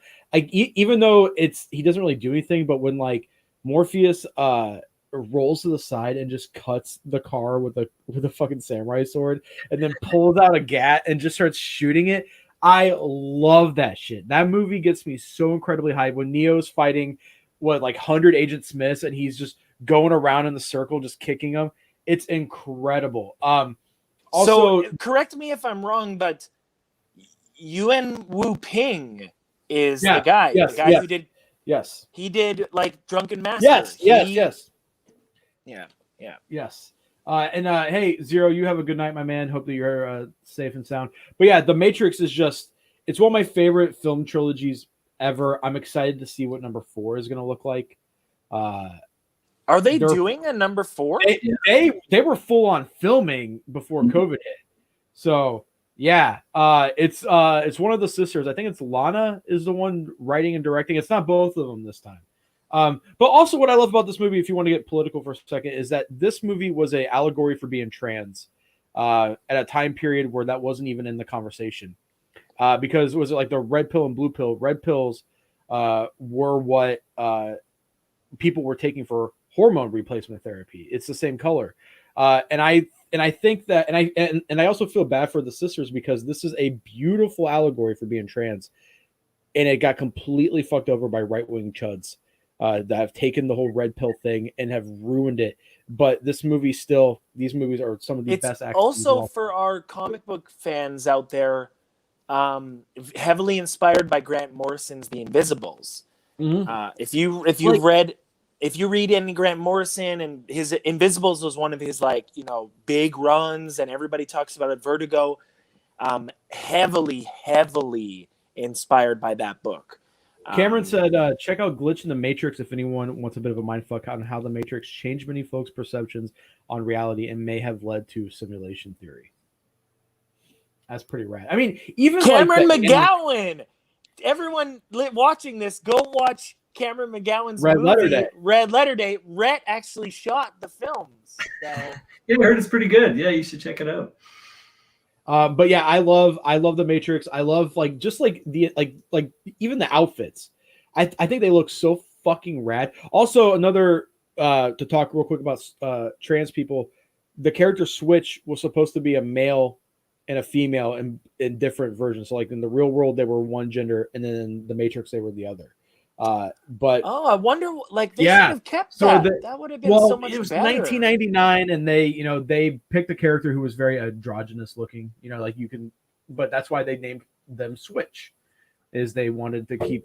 So I think it's a great fucking movie, and it's deeper than just a normal action movie.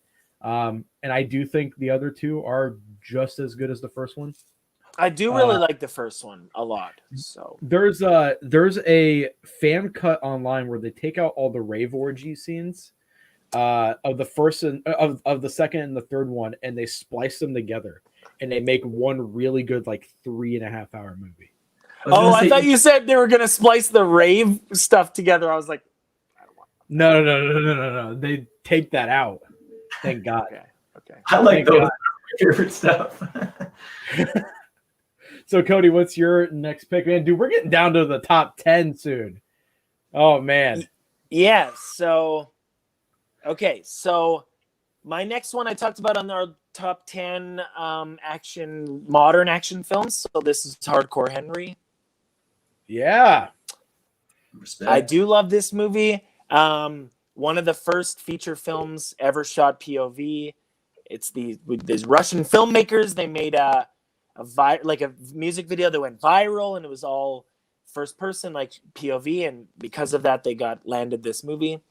Sharlto Copley's in it, who's one of my favorite. He's from Chappie and District 9, and Tim Roth has a little cameo. So Hardcore Henry, I love this movie. Check it out. Great modern action films. So. Also, I do want to say that's on Netflix. So if you guys, it's on US Netflix at least. So if you guys have it, check it out. Oh, Cameron's got a jet, dude. You're missing out on the top 10. You're missing out on the best part of the whole stream, dude. No, Cam. I'm sure he'll come back and rewatch. What are we at? An hour 30. Remember that, Cameron. 90 minutes in. So what's your next pick? Another more basic one, but you got to have a Rocky in there. But for me, it's Rocky 4, not the OG, as great as that is. Is 4 the one with Drago? Yeah, Drago. Oh my god, dude! That's my favorite villain in like almost any movie. I quote him all the time at work. Like someone dies at work, you say if he dies, he dies.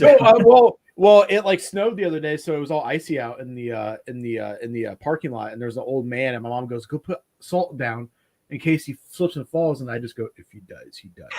And, I love that movie, dude. Yeah, for me, it's perfect. It's like the quintessential like boxing film, but also like it's just wall to wall, like the training montage. It's got so many training montages. It has one. Adrian comes on the plane. And then 10 seconds later, there's another one, like back to back. He's climbing a mountain, like it's like ratcheting it up to 12. That one is the boxing movie on steroids, literally. So that's the one. Also, Dolph's body is like the ideal male body. Like if I were to like get really serious about working out, I would want to look like Dolph Lundgren. Cody, I think Cody thinks it's Henry Cavill, but maybe Dolph's up there. No, dude, Dolph's body in Rocky 4 is perfection. And isn't he like an astrophysicist or something? Like he's got like a doctorate. MIT or something like that? Yeah, like Dolph Lundgren is a genius of a man who stars in bad movies. Yeah, not smart at his career choices. But. No. Well, so I guess I'm next, and pretty generic one. I had to pick a Quentin Tarantino movie. So we're talking about Kill Bill Volumes 1 and 2 combined, because you can't really talk about one without the other. And Quentin considers them one movie. This is the combined in that set or what? Yeah, this is no. I wish it was the whole bloody affair. No, but this set has, I think, the best artwork in any. But yeah, this is the first. It's all the movies up to Inglourious Bastards. So. This set is awesome. I bought this at Walmart for $5 one day while I was there. I was like, what? Awesome. But yeah, when I first saw Kill Bill, it changed everything. And I feel like a lot of people my age, that's like a gateway to finding out more films. Like, because there's so many references to Lone Wolf and Cub, Lady Snowblood, old Kung Fu movies, even Westerns. It's just a hodgepodge of, I think it's his best work in my opinion. I think that and Inglourious Bastards are tied for his 2 best films. But it's crazy. If you're a fan of the kung fu stuff or the Japanese splatter, any of that, that movie was like made for people like us. Growing up with Shogun Assassin and Lady Snowblood and any of the Shaw Brothers, the kung fu stuff, and then you watched it on the big screen. And it's like he curated it for us like movie nerds, like it was made for us. And I was so hyped. Hi Shay, I love you. Movie. Have a good one. Bye. There was so much hype when that movie was coming out. It was just like the like the biggest things. So Like, so I was still too young to like watch that without my mom being like, "Hey, don't watch that movie." But I was over at my uncle's and he was like, "Hey, I know your mom doesn't want you to watch Kill Bill, but it's underneath the TV. Just go watch it." And I was like, "Fuck yeah, Uncle Tony, thanks, man." So I went and watched it, and I was literally blown away. It even combines anime. There's a whole animated scene in the first one, and I love the way it's told. You know, you start off, she's already killed Orin and what Bud at the very beginning when she's going to go kill what's her name? Is it Vivica A. Fox, the actress that she fights? I think so. So yeah, it what is it? Vernita Green? Vernita Green, I think is her name. And it just gets crazier and crazier as time goes on, and then the whole Orin fight, I think, is one of the greatest because it is like paying homage. It's one of the greatest homages in film ever. I just like I love the way it's shot, the music it uses. Also, fun fact that like that dun dun dun dun that song is called "Battles Without Honor and Humanity," which is the title of a Kiji Fukusaku series of films. So a little tidbit there, but. Yeah, that's my number 11. Well, no, that's my number 12 pick. Is Kill Bill. There's also one more. There's one more thing I want to mention. When she's in the cafe, the Falling Leaves Cafe or whatever that cafe is called, with the Charlie Brown, right? The song that plays is "Death Rides a Horse." When she's like in and she's like, she goes. Oh, Rennie, and her friend is like cuts her arm off, and then she's like bleeding everywhere. That song that's playing is "Death Rides a Horse" from Ennio Morricone. And then there's Fulci in it too, right? From the Psychic, the little piano note one. I love that one. So yeah, good. it's 7 Notes of Death. Notes of Death, I believe that's the Psychic. Yeah. So yeah, Fulci and there's also tons of Ennio Morricone in Volume 2.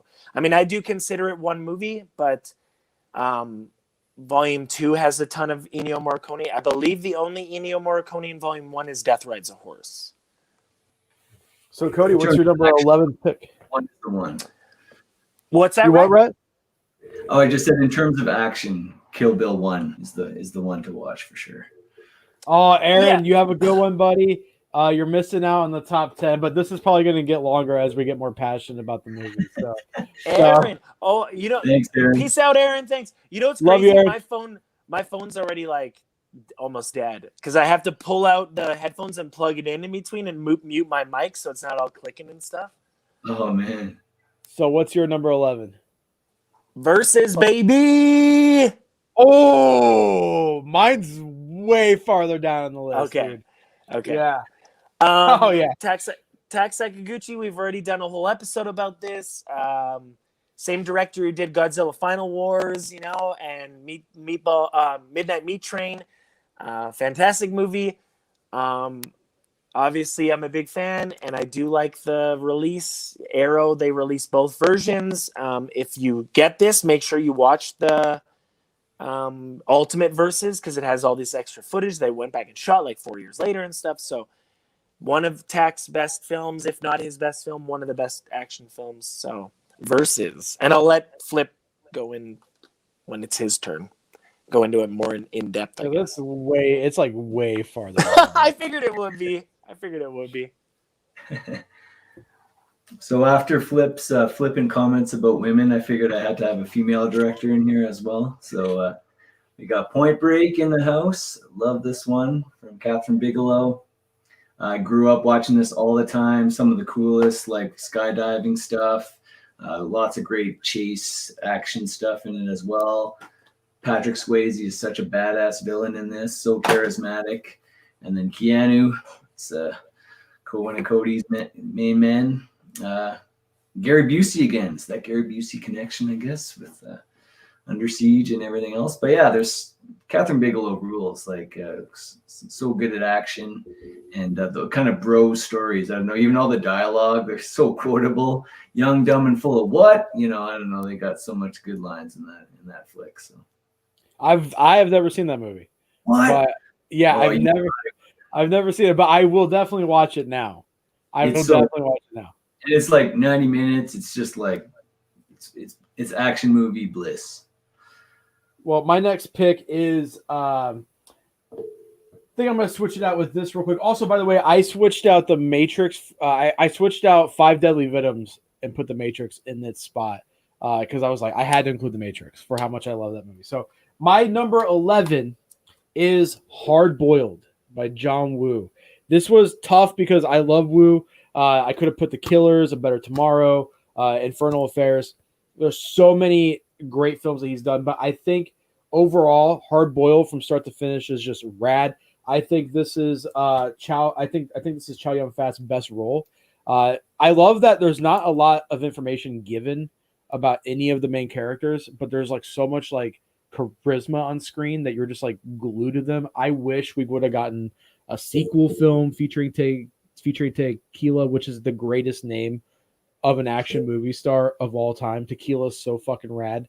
But man, the hospital shootout, that like one long take where they go into the elevator, the people literally had like 30 seconds to switch out the set. They open the doors back up and go back out. That shot is beautiful. I also love like Nothing Makes Sense, like when they slide out of where the dead bodies are at.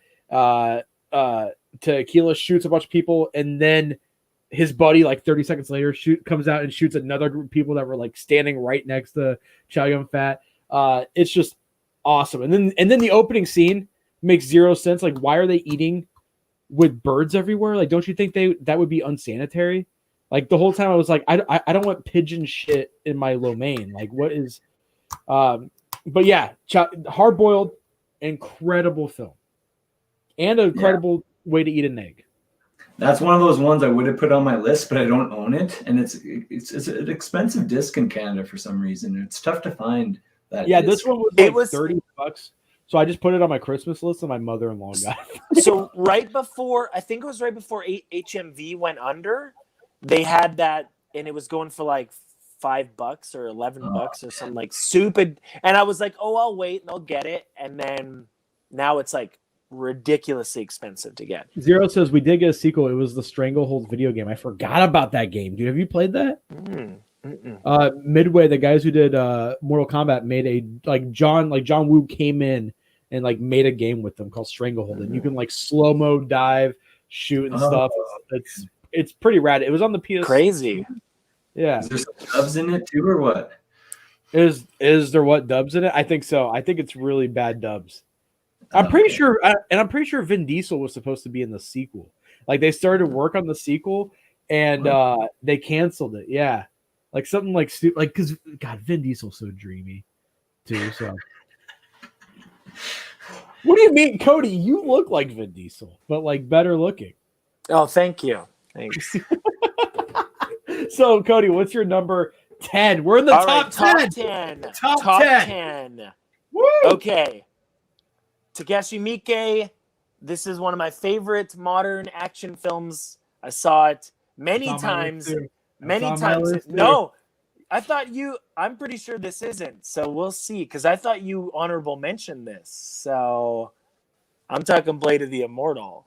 Oh, okay. Yes. That is a great movie, dude. So this is for me because I've explained this before. I used to get hyped up for movies when I was younger, and you'd see the trailer and you get super excited and all you talk about is the movie and you couldn't wait. That was Blade of the Immortal for me. I literally talked about it for months leading up. We had posters up at Globe. I watched the trailer every single day because we played it in front of every movie that played. I was there, first showing, and I'd already seen it. I saw it earlier. As soon as we got it, I watched it. But then I was there first showing, front row with my buddies and stuff. And then I proceeded to watch it like 2 or 3 more times in cinemas, like at Globe. And I have multiple editions that I own. So it's Takeshi Miike, Blade of the Immortal. Fantastic. One of my favorite films. Also, I have told my story before about that movie is that the trailer dropped while I was on my honeymoon. And my wife was probably like, shut the fuck up, because I could not stop watching this trailer. Like I we were out to eat, and I was watching the trailer. I was talking about it because that's my favorite manga of all time, and it's I Right, think it's my favorite right. comic book of all time. Period. Like Right. I love that story. I was actually reading volume 9 today. I'm going through it again. I love it. It means a lot to me, and for what that movie accomplishes, considering how much it condenses into the movie, is really impressive. In that opening shot, dude, that opening shot, black and white, Yeah. the battle going on, and then it goes in. Oh, dude, it's so good. Mickey is he's a genius. He's a genius. Yeah, so I know which one you're talking about, and I know which one is on your list. So Yes. that's because Blade of the Immortal for me is like pinnacle Mickey. I know what you're talking about though. So yes. So Rhett, what's your number 10? This would be EK Fest. I knew there'd be lots of EK. I even called it to Cody there earlier, but I don't have any Miike, so I'm not representing that. This one's a little off the beaten path too, but Cody's going to know it well because I was introduced to it through Cody. But I'm usually like especially my top 10 like movies I've watched a bazillion times over since the last 30 years or something. But this one came on my radar last year, was it, Cody? And I can't get enough of it. Miami Connection. I love it, man. Like it's like low budget, low rent. None of the guys can act, but they just give it their all. It's got so much crazy action in it, wall to wall synth music.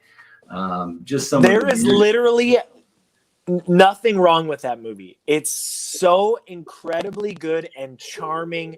There is so much heart. Like everything about that movie. Who put that out?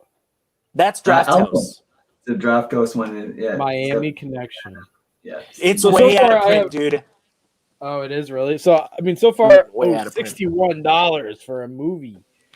Yeah, but I am definitely picking up. I am definitely picking up Revenge of the Ninja, which is another recommendation. Like it's in my cart on Amazon. I have it's a Kino. It's pretty cheap, I think, too.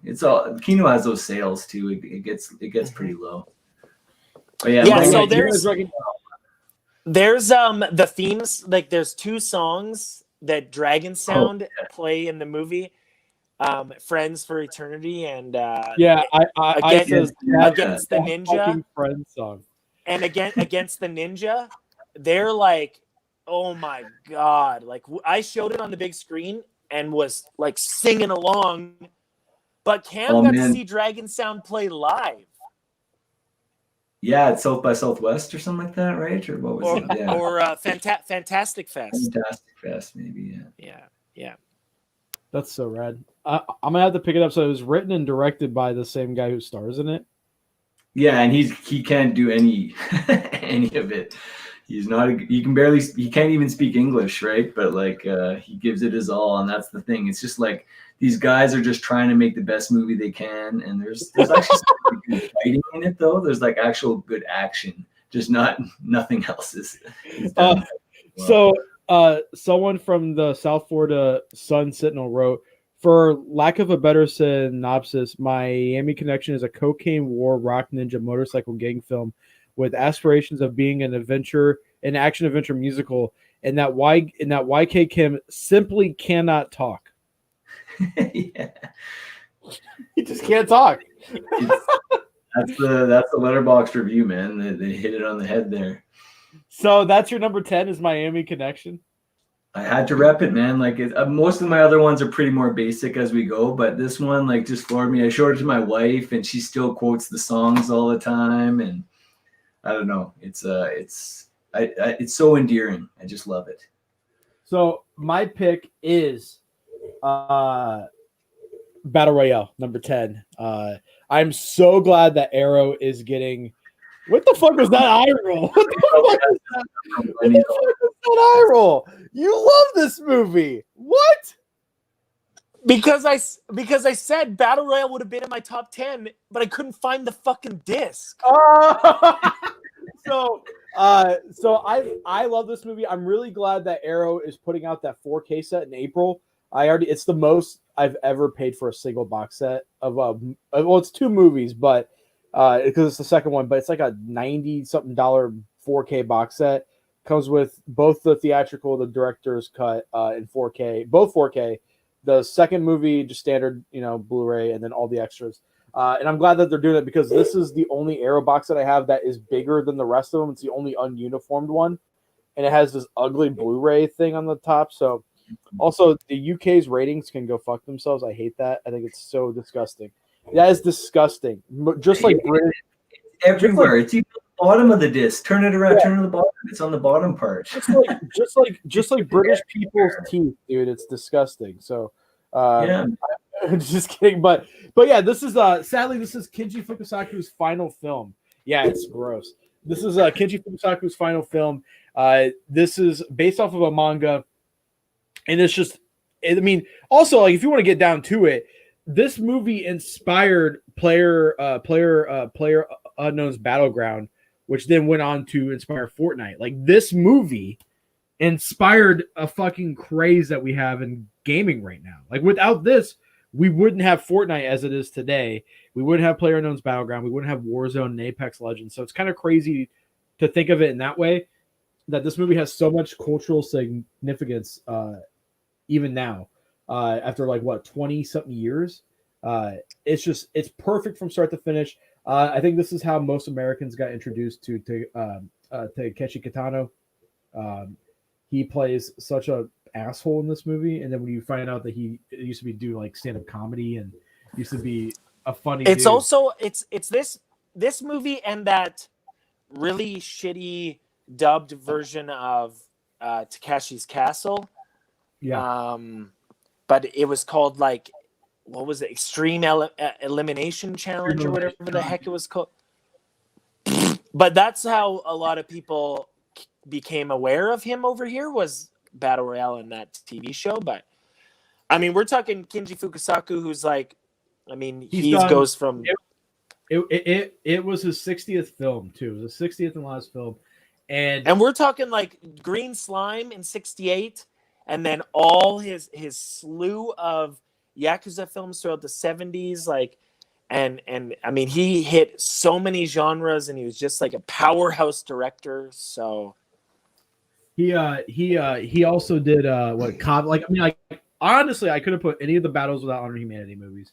I could have put Cops versus Thugs, Doberman Cop. Like he's done so many great Yakuza films, but this is by far his best film.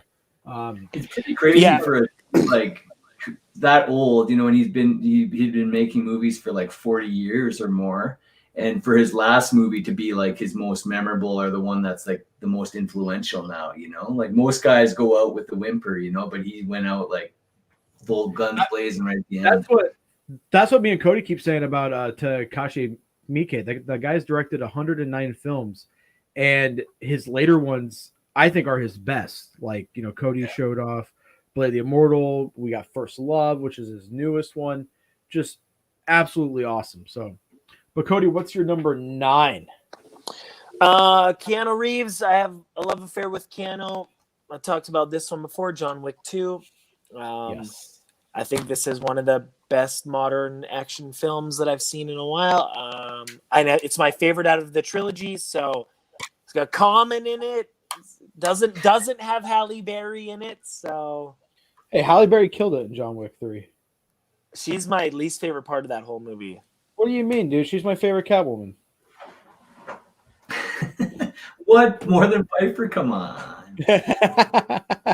But yeah, John Wick 2 I think is the best out of the trilogy, and I always rep John Wick, and I love Keanu. So Zero, you have a good one, buddy. And yes, MXC.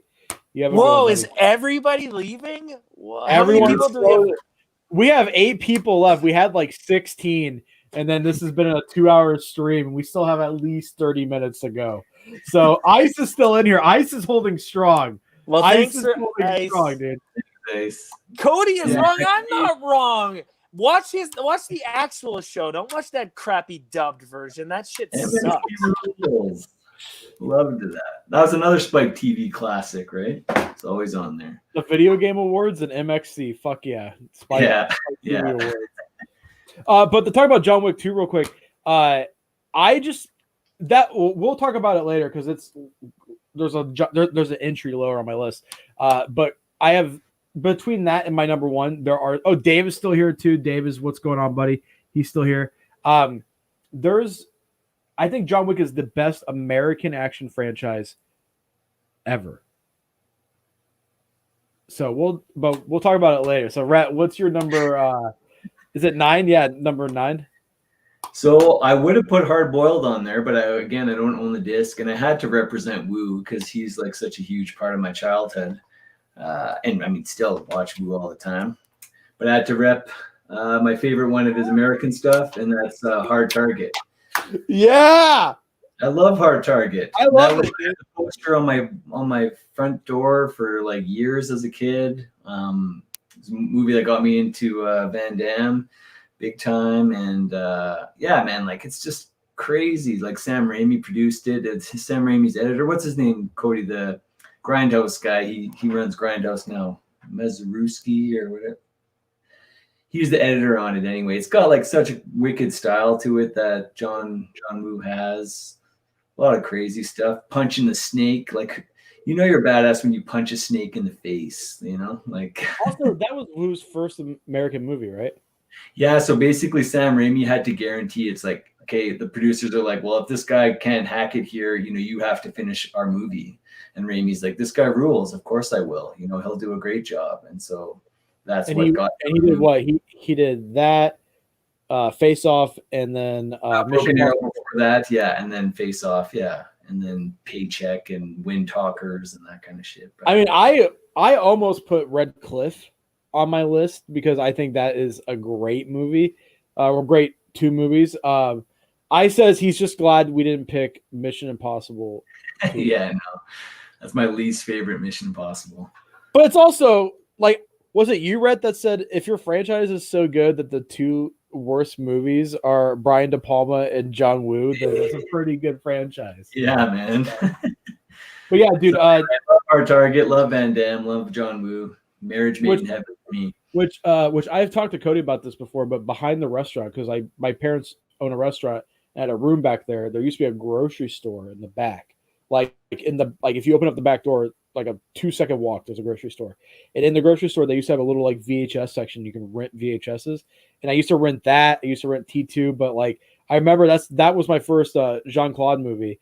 And I wanted to watch everything he was in. And being a dumb kid, I couldn't differentiate bad acting from good acting. So I just thought he was the fucking shit. I was like, he rocks. He's a good actor though. Like of all those guys, like Seagal is the worst actor. Seagal is the worst actor. But like Van Damme, like he can hold a note there. That JCVD or even Expendables 2 as the bad guy. Like he's got some gravitas, for not. I think he rocks in. I think he rocks in the new Universal Soldier movie. As the yeah. So I guess I'll go number. What? Yeah. Oh, sorry. I was just gonna shout out to Ice. Yeah, nothing wrong with the first Mission Impossible. I'm just saying it's not as good as the later ones, right? And I love De Palma. De Palma rocks, but it's not as good as the last 3. Ghost Protocol, yeah. So my number 9 is 13 Assassins. But by Takashi Miike. This movie fucking rules, dude. Maybe the best remake of all time. Like I can't think of another movie that, because I love the original. It's on my shelf. And the original is like very beloved in Japan. And for someone to take something that's like so culturally significant as the original 13 Assassins, and then make it even better, like the final scene. And back to what you said earlier, Rhett. Practical effects. They actually built this set and blew it up and just had so much fun with it. And this movie fucking rules. The first like hour is like slow plot building, but you're just stuck to the screen. And then the later hour is like nothing but balls to the wall action. And I fucking love it. This is my number 9. And this is from Battle Royale on. These are movies I could watch thousands of times, like over and over and over again. So should have been 13, man. Should have been 13. I missed out on that. Yeah. Well, it was too good. It was 13. It was too good for number 13. So I Cody, feel what's like your number? it's up there. I Flip, I agree with you where it's up there as like one of the better remakes, but I still think The Thing and The Fly are the best remakes like of all time. John Carpenter's The Thing and David Wait, The Cronenberg's Thing The is a Fly. I remake? think those are the. Yeah, the thing from Yeah. the Howard Hawks one from 1952 or something like that. Never seen it. I did not know that. I thought It's just a man in a suit Mhm. movie. It's like completely different. Yeah. The Thing fucking rules. Oh yeah. Oh yeah, But of Cody, course. what's your number 8? Okay, so this is getting hard because my phone's like struggling now because I'm at like 5% on my phone. Just unplug your headset and plug in your phone. And then I can mute Yeah, but you, then you can't hear. but then I can unmute you through while you're talking. Okay. Okay. Because if you hear it, it's bad, man. Like I'm struggling. Look at my videos, like so bad right now. Like Yeah, you don't sound terrible. So I don't know. We'll see if it works. I can't hear you guys. you can't hear us? There you go. Oh my god, this is gonna be bad. I don't know if I'm gonna be able to continue because it's like the audio is so bad, the video's bad. Like this sucks, man. It's pretty good Sorry. Yeah, you look good and you sound good. Is it? It's not clipping? Okay. Raid 2. now. What can I say? One of the best modern action films. When I saw it at the sold out screening at Cuff, it was like blew my mind. I hadn't seen anything like it before. Not a lot since even. Like, I mean, it's so badass, this movie. It's just like non-stop crazy, just how huge it is compared to the first one. I do love the first one too, but this one is just like primo. So Raid 2. Yeah, it's awesome. Yeah, like those one take long action shots, you know, like because again, it's all about the choreography and getting it all, you know, in one big grand stage sequence. Lot of charm in that for sure. And I'm going to talk about that later. I'm going to keep my mouth shut for stuff that's on my list. But so, Rhett, what's your pick? I'm gonna sound like a total Arnie fanboy because I'm not even done yet, but True Lies, love it. I love James Cameron, and for me, I've watched that movie so many times. It's so fun, so well made. Jamie Lee Curtis rocks in it. Tom Arnold even is good. You know, your movie is good if Tom Arnold is even good in it. It's just a fun one. Crazy action. It's been canceled. Can you believe that? This is from 1996 or 7, this release. And this is the most recent release of this film, this old ass DVD. So come on, someone get to releasing this one, James Cameron. If you're not listening, I'm sure you you aren't, but that needs a 4K, needs a Blu-ray, needs even an anamorphic DVD even. I'll take James that. James Cameron's a huge fan of the channel. Sorry. Yeah. He should be. Yeah. Yeah. I'm not done with it yet. Oh, is Avatar on your list? There's not Avatar. No. My next pick is Django, the original OG Django. This movie is fucking phenomenal. Cody's got it on his list too. I would have had it if we knew we were It's putting my next westerns pick. on. It's my next. Oh my god! Well, perfect because then we can skip right next to Rhett again. Just, but That's dude, 3. That's 3 we've had. 3. I love this movie, man. This movie starts off fantastically. You have a guy dragging a coffin. What's in the coffin? It's a fucking minigun. It's so awesome. I think Sergio Corbucci is the better. Me and Cody have talked about this. Sergio Corbucci is the better of the Sergio. So if Cody wants to have any words on it, I'm going to take a phone call real quick while Cody talks about his thoughts on Django. Better than Martino, eh? My audio's clipping. Something's wrong with my phone, and I've been using my headset until now, but I have to keep my phone plugged in. So this is, in my opinion, the best spaghetti western, if not the best western of all time. We're talking 1966. Franco Nero, Sergio Corbucci directed. Sergio Corbucci, one of my favorite directors, hands down, like one of the greatest directors that has ever lived, in my opinion. Franco Nero, Kioma, Enter the Ninja, like, come on, man. Die Hard 2. This also has the Louis Bacalov soundtrack, which is, like, in my opinion, it's not Ennio Morricone, but it's still like that theme. The Django theme is like just so iconic. Every time you hear it, it's just like so good. I mean, maybe it was a chart topper when it came out. I don't know, but I feel like if it made a lot of money, it made a fuck ton of money in the Italian box, like the equivalent of like $100 million US back then. Like it made a metric fuck ton of money for that time period. Well, yeah, so that's every movie they just renamed to Django. Half of those ones that aren't even, it's not even Franco Nero, but they just called it Django anyway because it was such a groundbreaking hit. It'd be on my list too. We could put westerns. They were doing like German crime films called Django. They would just name them Django, and they weren't even westerns. They were just called like, oh, Django's popular.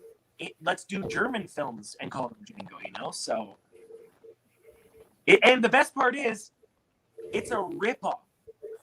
It rips off Yojimbo.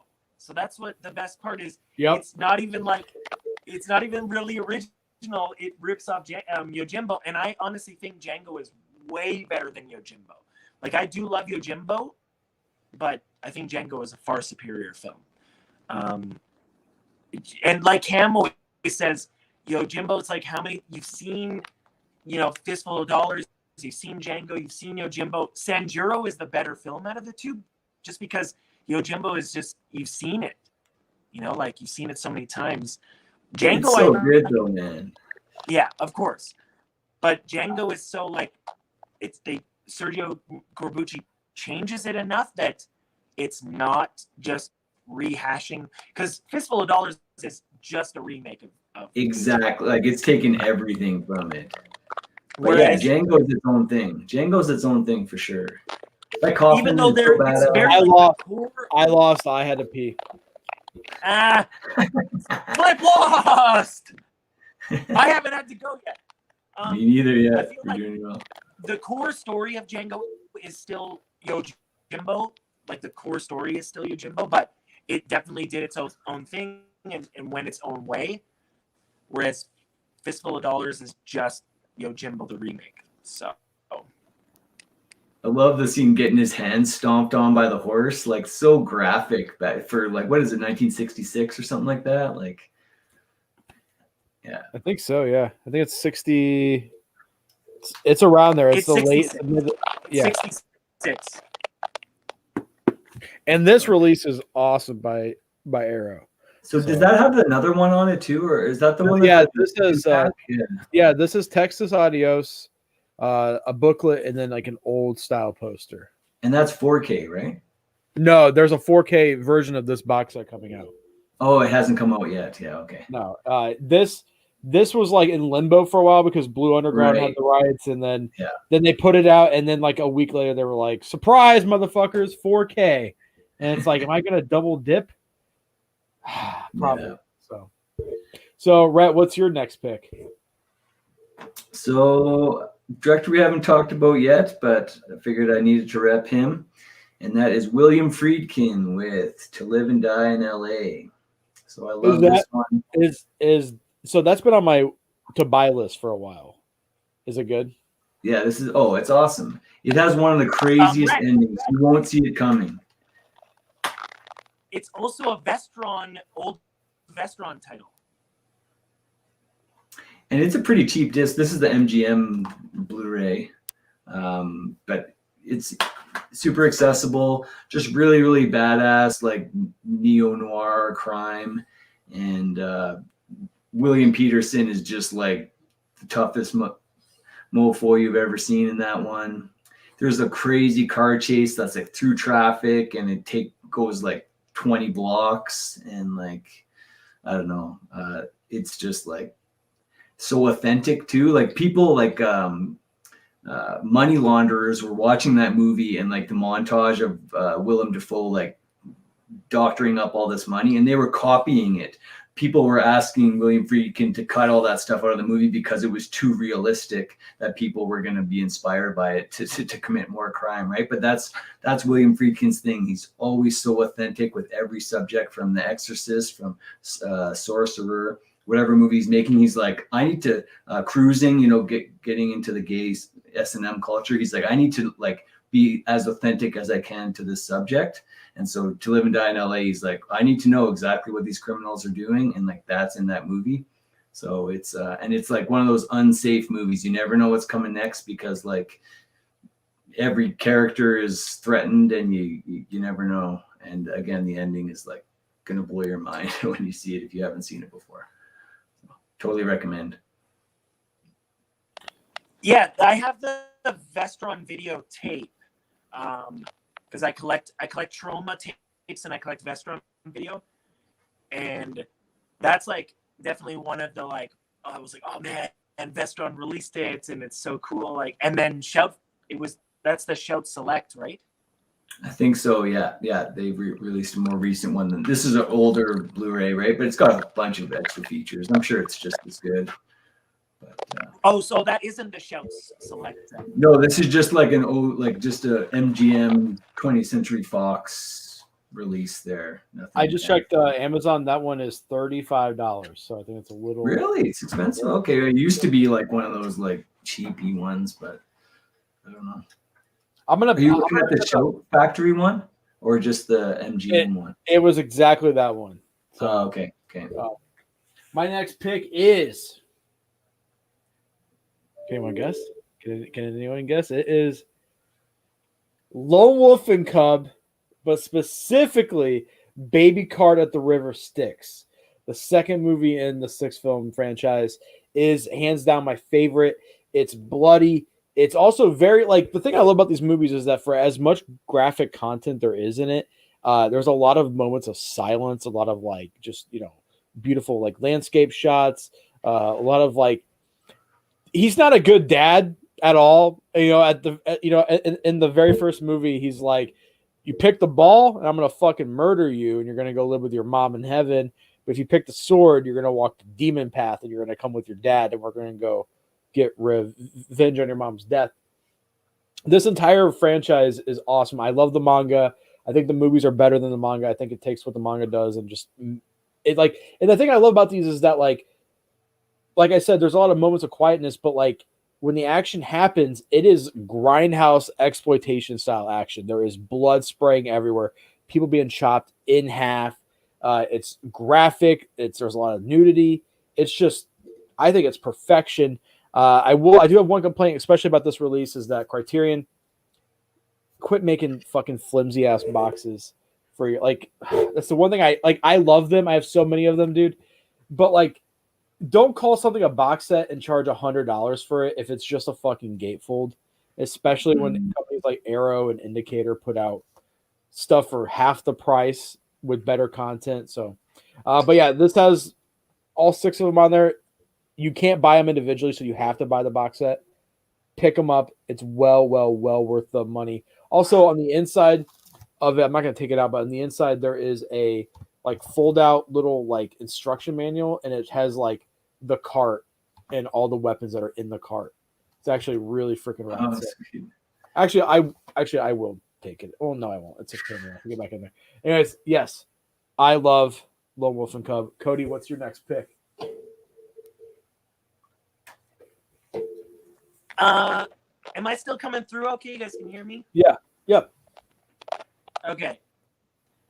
So this one, I think this was Rhett again today, like an hour before we started streaming, and he reminded me of this film, and I can't believe this wasn't on my list because this is one of my favorite films of all time, period. But it's the Teenage Mutant Ninja Turtles from 1990. This is like one of the best films ever made. And I have the Steelbook. Is that the So- one with ice? I have this- Vanilla ice. No, that's 2. That's Okay. Secret of the Ooze has been Yeah, the ninja This rap. You one's can't like- go wrong with that. Ninja Wrap. Yeah, this has like the embossing on the Steelbook. Oh, nice. Pretty cool. Yeah, and those UK ratings, Yeah, they come back again. PG. Oh, great. That's great. Good to know. Because I don't think Is it's it an on the Flying American too? Steelbook. There's only this UK Steelbook. So I just love the movie. I still am a big Turtles fan. And I think this is the closest any adaptation has come to like the original Kevin Eastman Peter Laird comics. So I thoroughly enjoyed this movie over any. I like most of the Turtle stuff, but I feel like this one is the closest to the source material. So I'm a fan. I love this poster. I had this poster in my room. Hell Comes to Frogtown and Teenage Mutant Ninja Turtles. Hell comes to Frogtown, baby. Hell yeah. Reptiles represent. Okay, I guess my turn. Last Jean-Claude Van Damme, I promise. But, God, there's more. we're not Time Cop. We're talking Bloodsport. Yeah, Bloodsport, baby.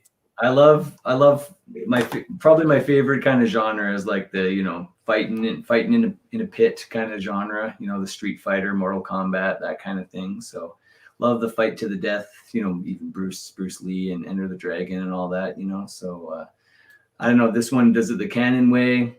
I love some of the characters, some of the lines, just good cheesy fun that it's just instantly watchable.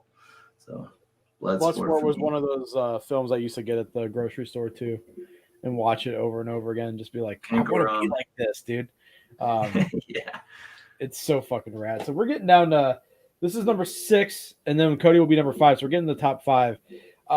Now, if this list was my favorite movies of all time, this would either be number 1 or number 2. But it is. I had to pick an Akira Kurosawa film on this list. I had to. I think he's one of the greatest directors of all time, and that is obviously Seven Samurai.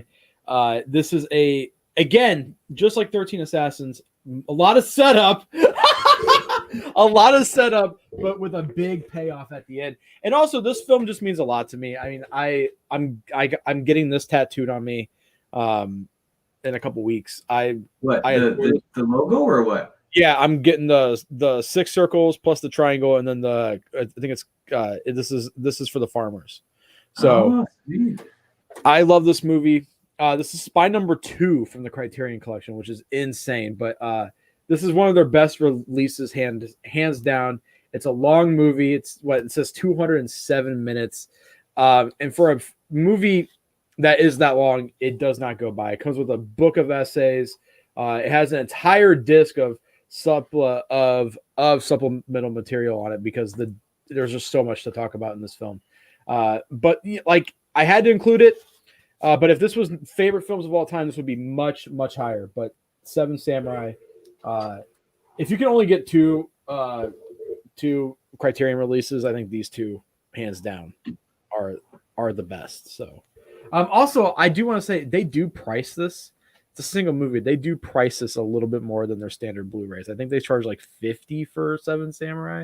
But what? It's like 4 discs or something, isn't it? Like It's two. Only 2? Really? Yeah, it's the movie on one, and with 2 commentaries. So like there's a lot packed in there. So it's like the movie with 2 commentaries, and then all the supplemental stuff, which is a lot. It's an entire disc full, and then the book of essays, which is quite a big book. So, but yeah. Yep, got it in my collection too. Definitely one of the essentials. So Cody, what is yours? That's Cody's. Was that on your list, Cody, or what? Number 5. Yeah, we're starting to get some overlap I here. will say that this would be probably my number one if we were doing top films of all time. Yes. Seven Samurai would be number We're one. like kindred spirits. I've seen Seven Samurai on film. It's 10 reels long, and there's supposed to be an intermission because of how long it is, but the print that we got didn't have an intermission, so we literally had to sit through the entire 3-hour runtime, which is fine because I've done it. I mean, now that's like the kind of the standard for films, but it's definitely up there. I'm not the biggest Criterion fan, but I do like this release, and I do like the movie. I think it's the greatest film ever made. So, Seven Samurai, and number 5. I do want to say is that I like how you said like you like that certain genre. I like this genre of like ragtag group of guys help poor people defend against like was it like Beach of the War Gods, which almost made my list. That's a movie similar to that. And then there's 10 Tigers. I was talking to Cody about this. It's coming out on Blu-ray soon by Pearl River, but it's a kung fu version of this. It's like a Shaw Brothers, not made by Shaw Brothers, but like that style of kung fu movie. It's literally beat for beat Seven Samurai, but with kung fu and fist instead of samurais. So, but I just think it's such a beautiful movie. Like each character has like so much like pain behind them, and like all like in like the farmers. And it's a beautiful, beautiful movie. I think it says number 2 on the spine, but it's number 2 in my heart. So, or number 1. So Rhett, what is your number 5? We're in the top 5 territory. Ooh, are we? Are we 5 now? Yep. No, I think I'm on 6. I think. Oh yeah. 6. So yeah. Wait, no, yeah. Because we skipped Cody. We're going to you. I have 1, 2, 3, 4, 5 here. So that was number 6. Because okay. This would be my I'll have 5 after this one.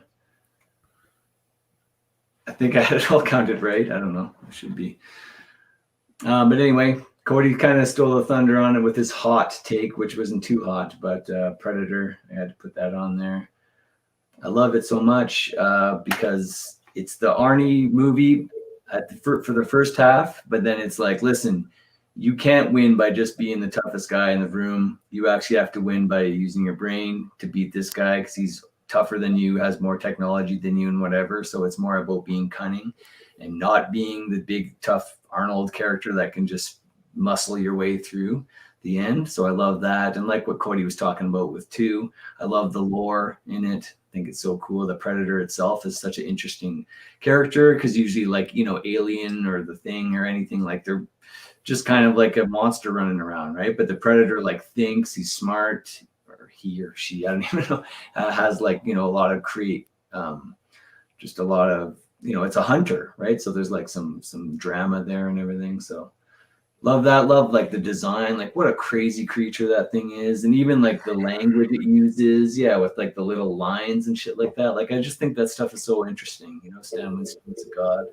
So I love it. I swear to God, if Cody has the 4th Predator movie on his list, or Predators. Oh my God, dude.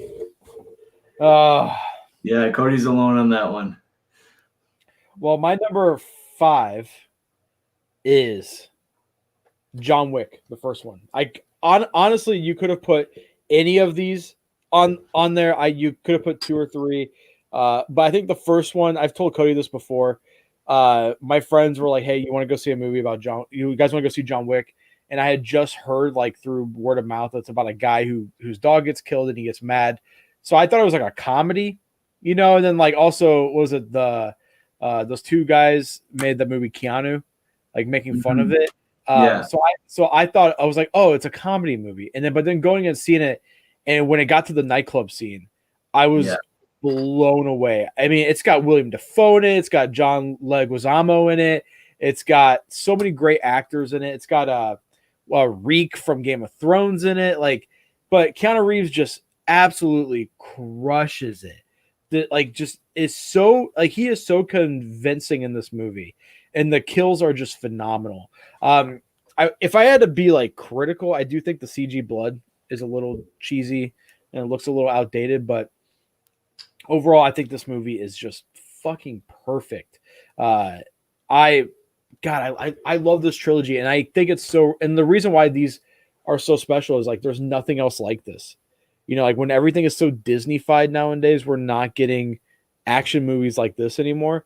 And I love the lore too, and I love how every movie, like, I've enjoyed all three of them equally. So like the second one introduces a little bit more lore, the third one introduces a little bit more lore. They're filming 4 and 5 back to back, so hopefully they're just as good because I love these movies. You get awesome shots of cars, you get awesome gun shots, you get if you're into it, sexy women. Like it's just the ultimate dude movie condensed into what is like an hour and some change. It's fucking awesome. So that's my number 5, John Wick. Yeah, it's awesome, man. No, yes, I have seen Atomic Blonde. I enjoyed it quite a bit, which is so Chad Kozlowski and the other guy who did Atomic Blonde. The guy who did Atomic Blonde left and did Atomic Blonde and Deadpool 2, and then Chad has stuck with John Wick 1, 2, and 3, and then he has the rights to Highlander, and he wants to do a Highlander reboot, which I didn't know, which I hope he fucking does because I think he is amazing. So. Yeah, John Wick, one of the best action movies series of all time. And Mortal Red Fox, hello, buddy. So Cody, what's your number 4? I don't know. I think we miscount somehow. Well, I have 4 left. Do you have 4 left? I have 4 left. I have 5 left. I don't know. What about you, Rhett? I don't know what happened. So, Rhett, did you get skipped? Why don't you do your number 5 then, so that we catch back up? Well, here I'll do my number 4, whatever, because it's Total Recall. You already talked about it, so we can just go over it again. But yeah, love Paul Verhoeven. I mean, I could easily put RoboCop on the list, or Flesh and Blood, or Basic Instinct. Lots of good action in all those, but Total Recall is just that full meal deal. It's got it all. So much great action and gore and violence, ultra violence and creativity, and I don't know, just love it. Love all that stuff.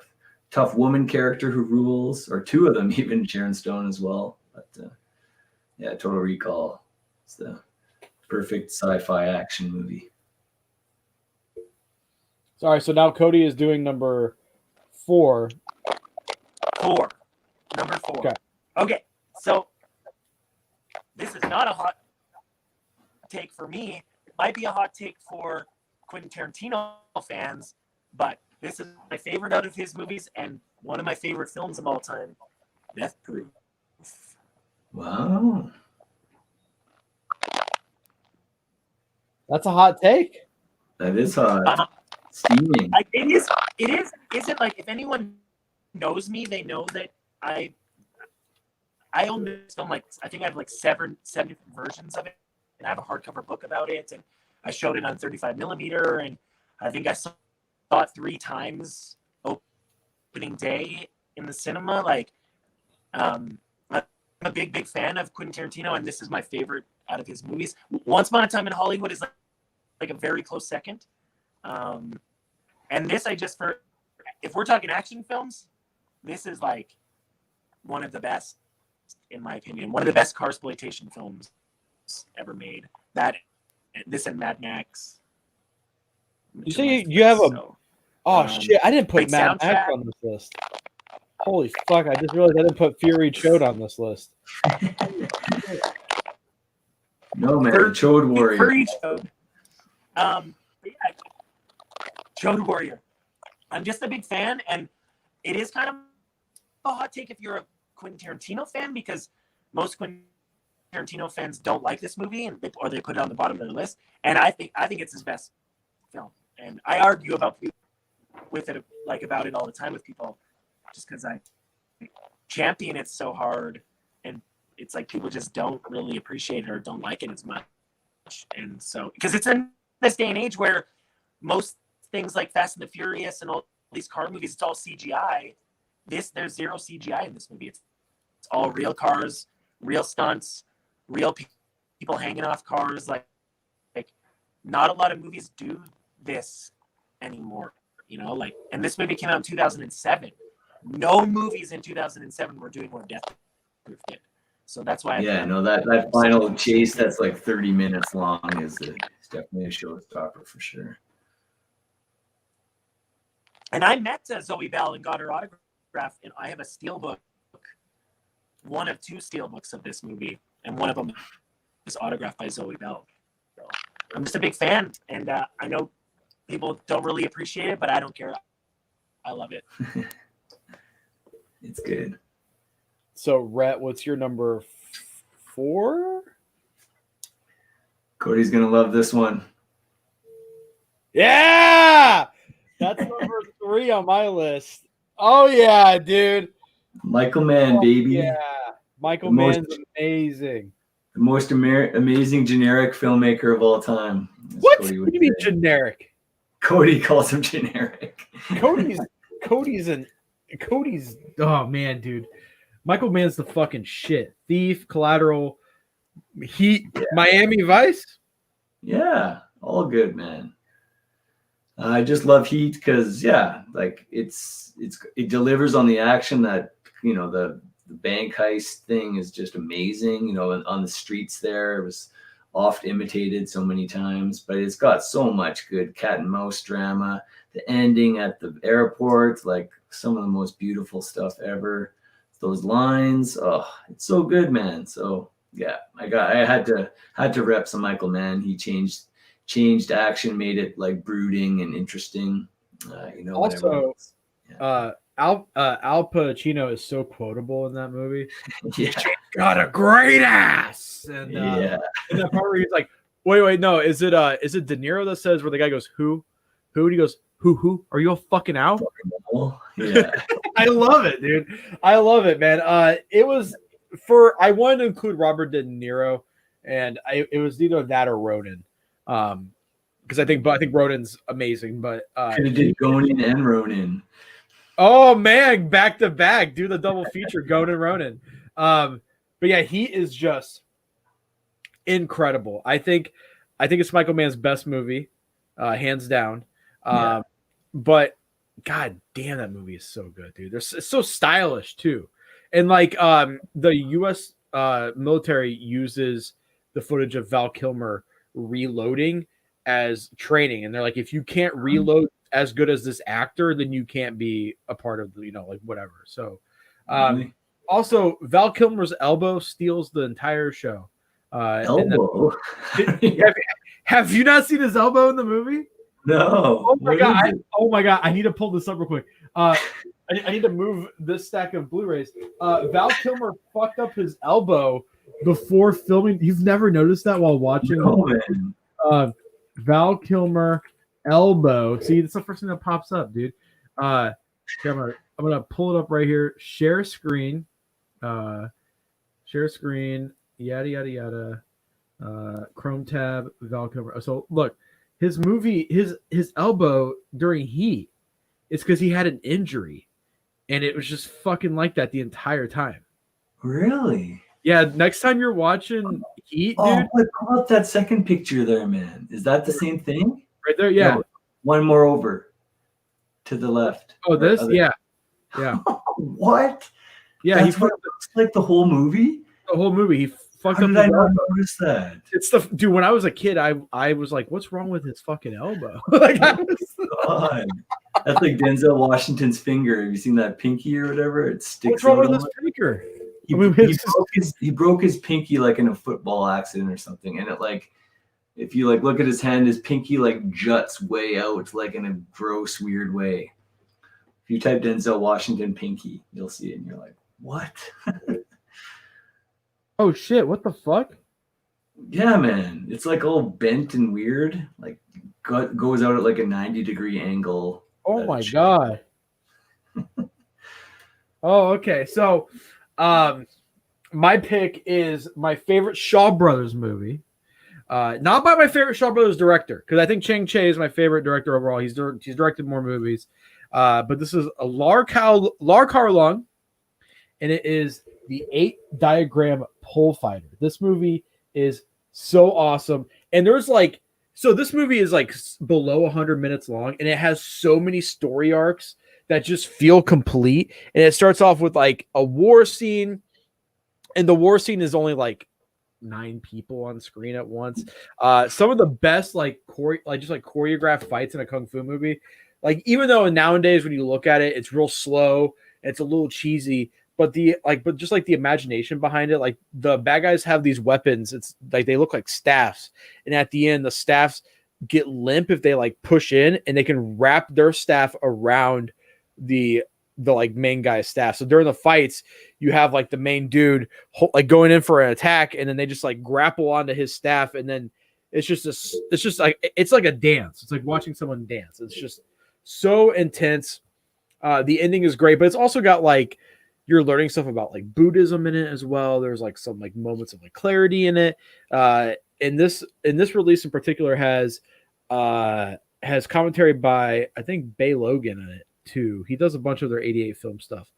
Oh no, sorry. Audio commentary by Scott Harrison. But Kung Fu Bob, who did the art for, he did something recently. I can't think of what he did recently, but he did the artwork here. It's my favorite movie from Shaw. I mean, they put out over 700 movies, and this is easily, hands down, the best. It's got Gordon Liu, so it's got the great Gordon Liu. So it's my favorite Shaw Brothers film. I had to include a kung fu movie in the top 5, and that one's it. So, Cody, what's your number 3? Just to go back, when Cam and I programmed our Kung Fu festival a few years ago, and we got, I think we showed 9 or 10 Kung Fu Shaw Brothers films. I picked that one specifically because Wu-Tang has their 8 Diagrams album, and so I was like, oh, we should show 8-diagram pole fighter. my God, that movie, it gets so vicious at the end, like when he's knocking the people's teeth out with the pole and stuff like that. Man, it's so good. So that's top tier. So, also, my number 3. I was just gonna say, also, it's shot on set, so like everything's practical. Like they had to build all these sets, and like the opening scene is supposed to be like this intense war, but really it's like I said, like 9-10 guys, in like a little area, and it's just I just think what they did. There's something about those movies that just have such a charm. Very rarely are they ever shot outside, like during like on the Shaw Brothers lot. This movie takes place all inside. There's no outside scenes, like real world outside scenes. So I love it. I wish I could see it in theaters. Our theaters actually allows you to rent an entire theater out for $100 and bring your own movie. And it's a toss up between the top 5 on my list. I'm like, do I want to see 8-diagram pole fighter? Do I want to see Heat or John Wick? So, but yeah. So Cody, go on. What's your number 3? Yeah. Number 3, Paul Verhoeven's RoboCop. Yeah. Honestly, like, this is the top 3 for me is hard because RoboCop is one of my favorite action films, period. Like, it might be, I think it's one of the best, but then my number 2 I think is one of the best, and my number 1 I think is one of the best. So this one's so hard, but RoboCop will always be probably in my top 3, depending like if it jumps up or down. But Paul Verhoeven is one of my, he's my top 20 favorite directors. This is one of the best movies. Like, I saw this as a kid, and it changed how I watch movies. When I saw this movie, I was like, I didn't know they could make movies like this. And I have the steelbook, the Arrow steelbook, still sealed. I haven't opened it. because I have other copies of this movie, my Watcher Yeah. copies. So I have to make a confession. I have not seen that movie all the way through. I have seen like 95% of that movie, and for whatever reason, I never finish it. Gets too intense, eh? You gotta It's shut too it off. intense, man. I had to shut it off and just go cry because it's too much carnage on screen. But honestly, I thought the remake. You've seen the acid inside out acid guy at the end though that hits the car. That's the freaking. Now I do think the remake is better. I'm just kidding. Okay. I just love Cody's face. I just love Cody's face. I'm just kidding. All right, so Rhett, what's your number 3? Not wall-to-wall action. It's slower action, but I had to conclude a John Carpenter. Is your mic's off, Cody? You good? Your mic's off, Cody. Yeah. Oh, I wasn't sure if you were saying something. I was gonna say, if you just watch it as a regular piece of shit movie, then it's fine. But if you watch it as a RoboCop movie, there is someone out there whose 2 favorite movies are the remakes of RoboCop and Total Recall. They just like love them. He's just like, I love them. Those are the best. All right, so Ryan, what's number 3, buddy? Yep. So my number 3, John Carpenter is one of my favorite directors. Have to rep him. This might be my favorite movie of all time, or in the top 3 of that as well. So I had to put it in there. But Assault on Precinct 13, I guess it is kind of like a modern Western. Not a ton of action, but I mean, it's built around that premise of a siege film, people, being attacked by a bunch of gangs with a vendetta to kill all the police officers in the precinct. But I just love the characters, such great witty dialogue, just so cool. That movie just oozes cool. It's like, all the cool things of Clint Eastwood or all that stuff just kind of boiled into one movie. And it's just, I love it so much. So had to shout out John Carpenter because, he's done so many great ones. So. Yeah, like from Ghost of Mars. That's a great movie. I legitimately love it. I legitimately love that movie. I think that movie's great. Hey, dude. I get it all the time. My number 3, we'll talk about it briefly. Heat. I think this movie is just fucking awesome. I grew up, so my family, a little for Rhett who doesn't know, my family legitimately was in the mafia. The largest organized crime trial in U.S. history was against my family. So growing up, yeah. So my great uncle was the Don in Sicily. I never got to meet him because he was on the run, but. He died not that long. He died like maybe 15 years ago. But there's a movie with Vin Diesel that's made about my family. It's a comedy. It's not good. There's a book called The Pizza Connection that's about my family. Yeah, it's like, so growing up. What's the Vin one? That's the one, the Find Me Guilty, that one? Yeah. No. Really? Yeah. That's like a haha version of my family. Actually, one of my uncles died a month ago. He was like last of the OGs. He was paralyzed from the waist down because he got into a shootout and got shot at the hip. And his house in Sicily, he had a mansion on the mountain and just overlooked all of like this entire city. Beautiful. So yeah, I grew up with a lot of knowledge on like mafia stuff, and all my uncles loved Al Pacino. All my uncles loved Robert De Niro. So when I first saw this movie, it was like a huge deal because it's the first time that these two were on screen together. And I remember it being such a huge ordeal in like my like family. They're like, oh, like my uncle gets a lot of his mannerisms from Robert in this movie, like a lot. Like my uncle does like like he does that all the time. Yeah. So crime movies, I'm always more critical about them, because I actually know what real life crime is like. Like I love this. I love The Sopranos, but there's a lot of like inconsistencies in the show. Like any mafia boss who would never go see a shrink because he would get killed instantly, which they kind of joke about it in the show. But yeah, I love mafia movies. I love crime movies, and this movie specifically, I think, is the best representation of a cop and a bad guy. I think they both play it perfectly. They're both like, and the thing like with the mafia is that they do a lot of bad, but they also do a lot of good. And Robert De Niro's character is very like morally gray.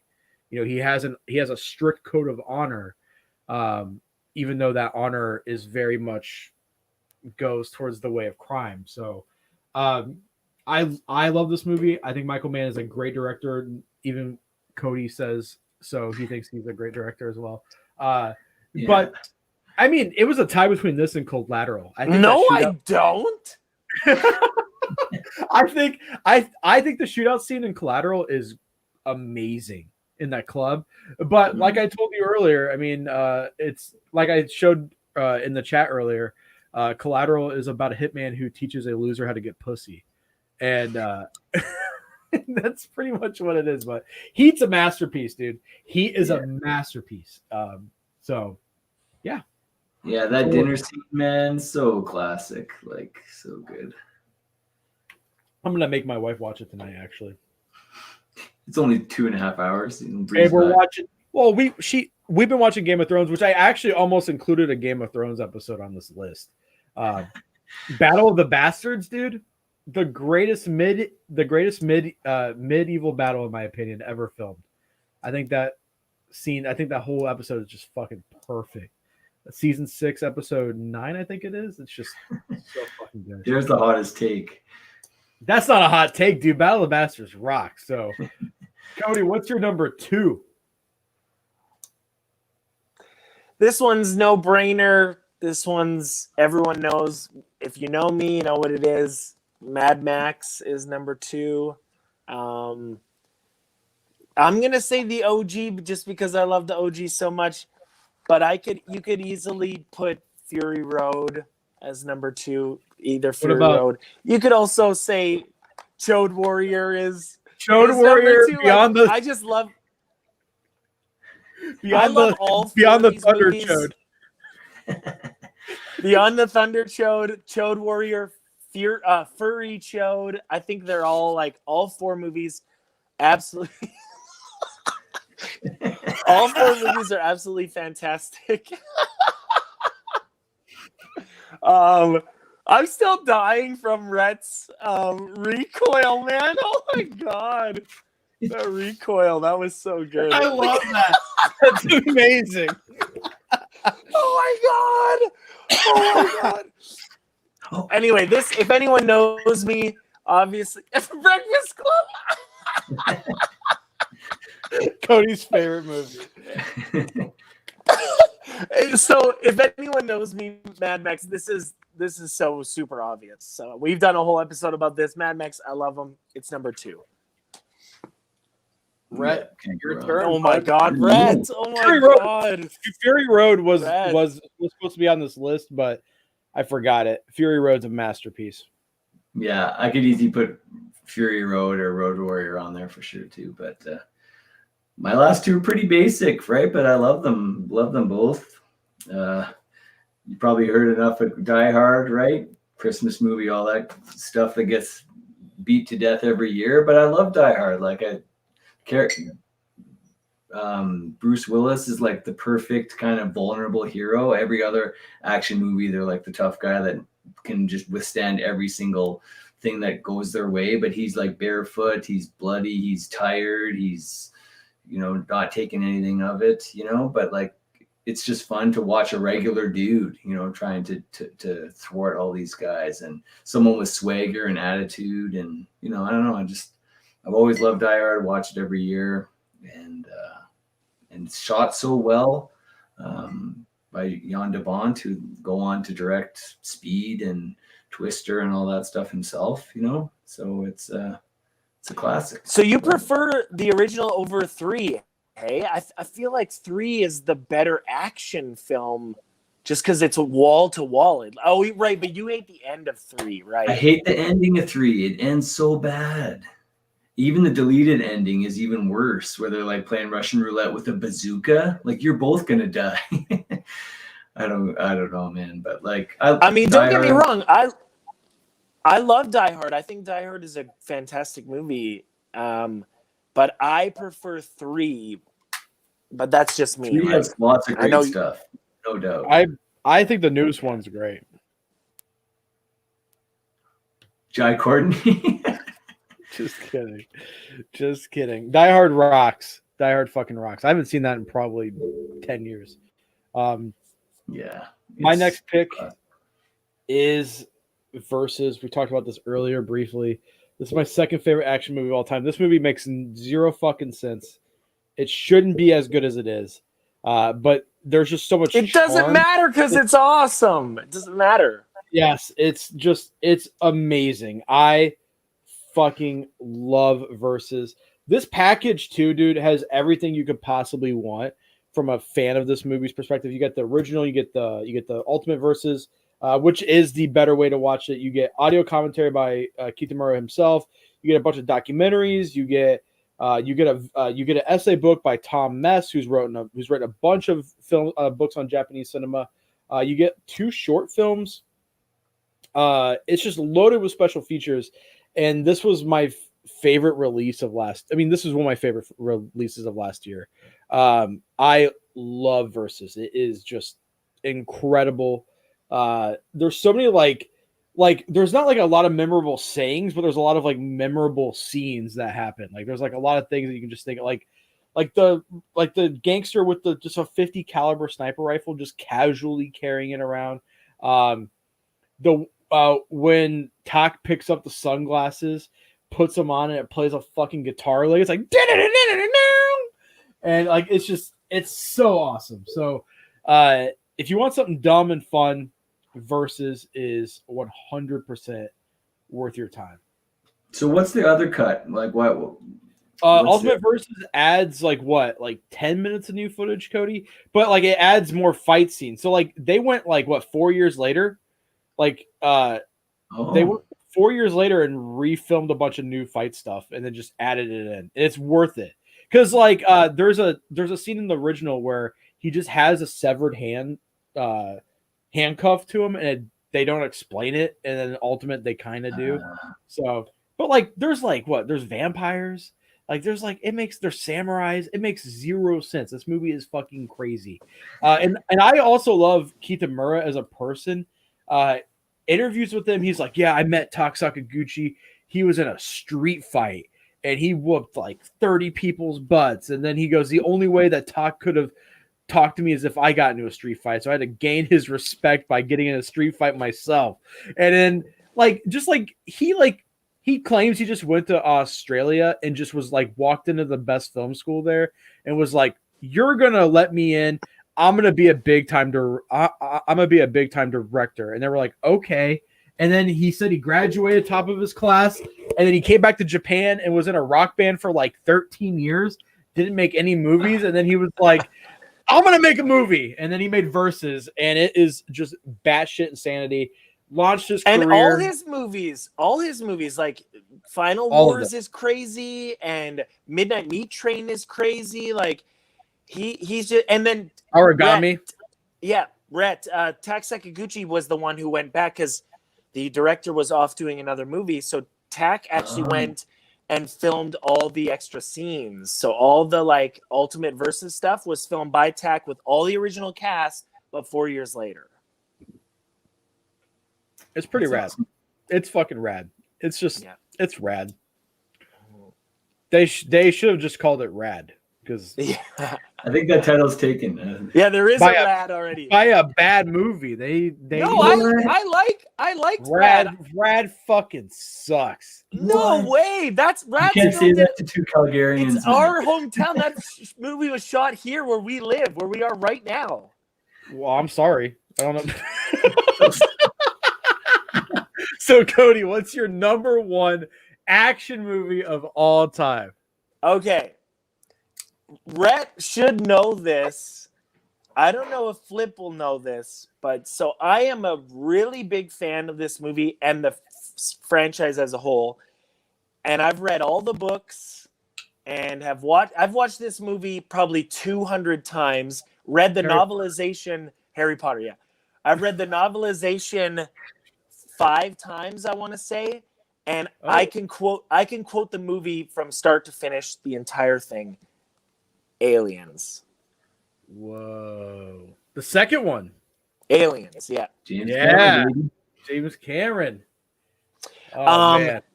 This, and I have the cool steelbook, but I also have like the box set with all the Aliens movies, the quadrilogy or whatever.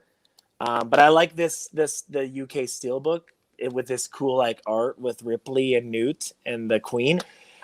This honestly, like the whole Queen stuff with the 7 guys having a controller and like there's zero CGI in this movie because this movie is 1986. This is I think this is a filmmaking achievement above most films. Like there's like amazing practical effects and miniature effects and costume work, and just everything about this movie is just. And I'm not kidding. When I was a teenager, I would just come home and put my VHS in, and I would watch it while laying in bed. I love that movie, dude. Yeah, I think this is one of my favorite movies. Like, it's not just favorite action film. I think this is one of the best films ever made. Like, it's up there with Seven Samurai because it's an achievement. This film is an achievement because right after this film, James Cameron threw all the practical stuff out of the window and just went CGI with everything. And Avatar rocks, though. I still haven't seen it. I haven't seen Titanic because I'm like, I don't care. Like, I don't want.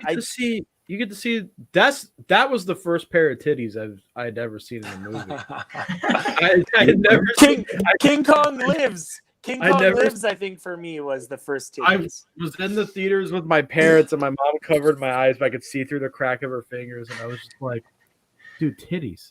Awesome. But yeah, so this Aliens, I'm a huge fan of the franchise, but this is my favorite out of all of them, and I can quote this movie like back to front, man. I've watched it probably more than any other movie on the planet. I think I've like maybe 200 times I've seen this movie. So that's good number do you one. ever get mistaken for a man? Have you? So good. Yeah. Best.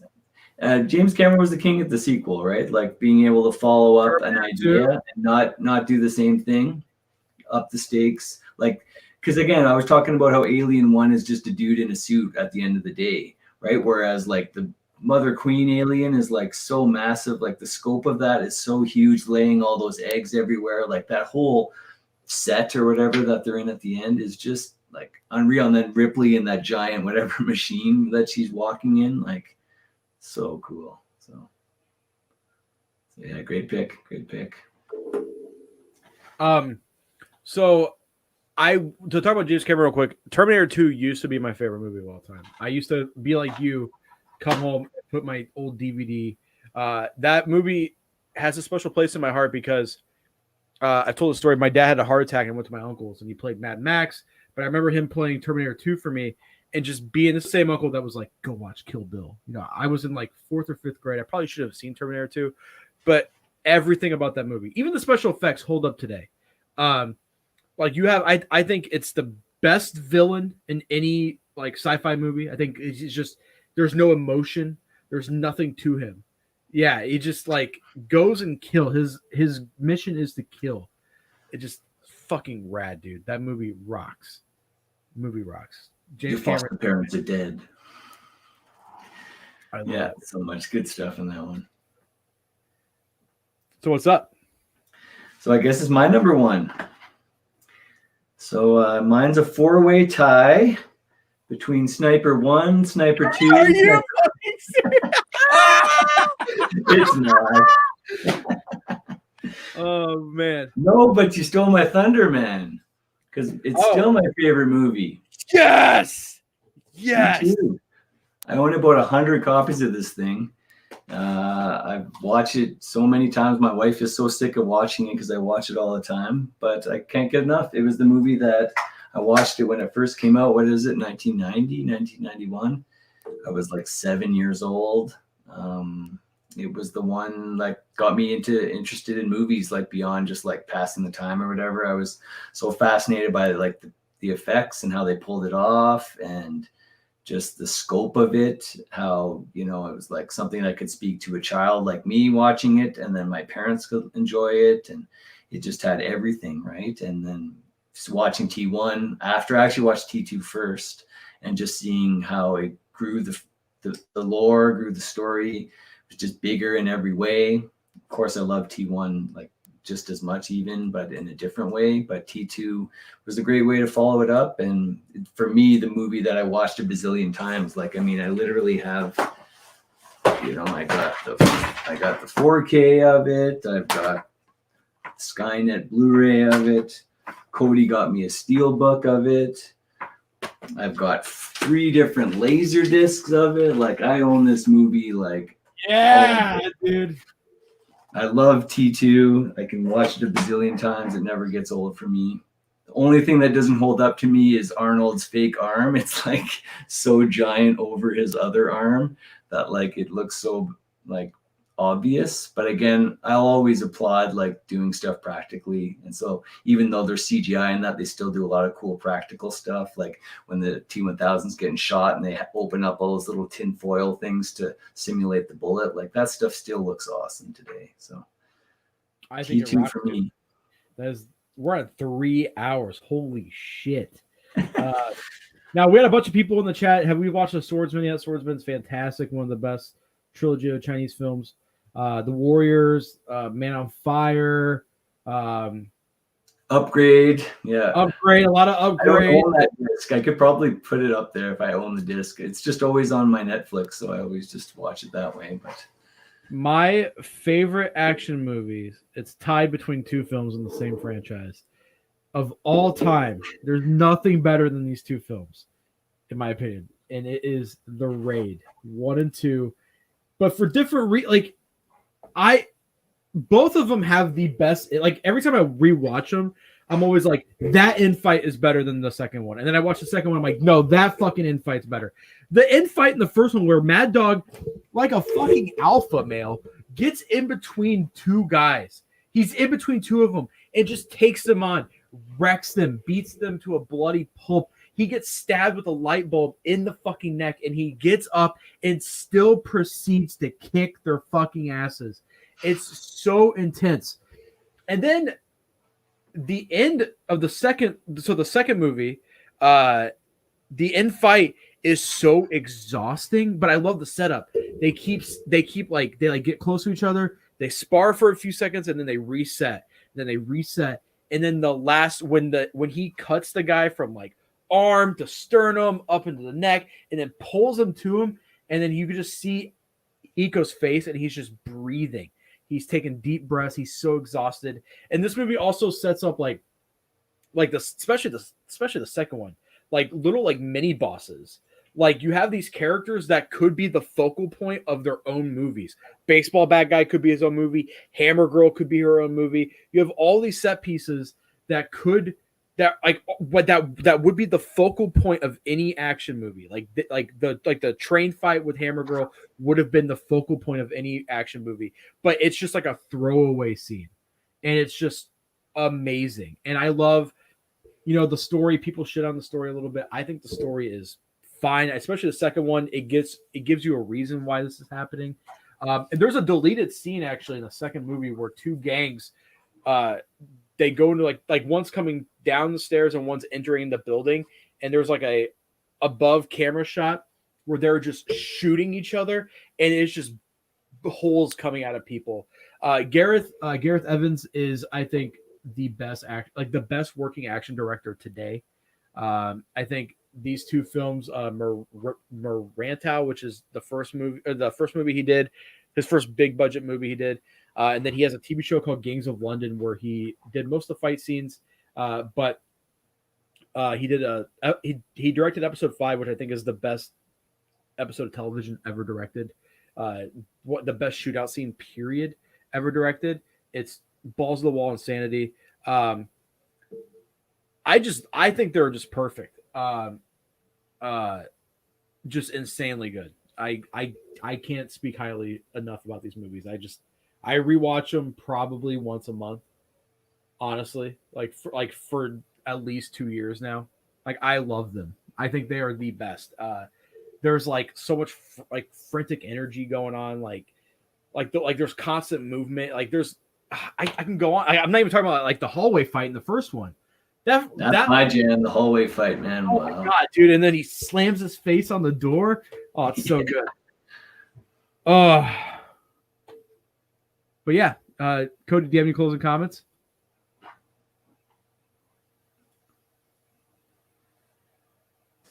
Yes, is my mic working? Okay, yes. Yeah. I'm happy that Rhett and I both picked James Cameron, even though I'm not the biggest James Cameron fan. I knew Rhett's was going to be T2 because I've been friends with Rhett for so long, and I bought him the steelbook and everything. Like, I know Rhett, but I think it's funny because Aliens is like one of my favorite movies, and I think it's funny that we argue all the time, Rhett, but we both chose James Cameron as our top picks. I just want to say thanks for coming on, Rhett. Thanks for doing this. Sorry my shit was so janky tonight. This was fun, dude. Yeah, it was awesome. I had a blast. I'm Rhett, excited all week for this, so thanks for having me on here for this special. And Rhett does have a YouTube channel. If you go subscribe to Rhett's, because there's nobody who watches his videos but me and Cam, so you guys should go subscribe to his channel. He does unboxing videos of like Vinegar Syndrome, and they're so funny. Oh my god.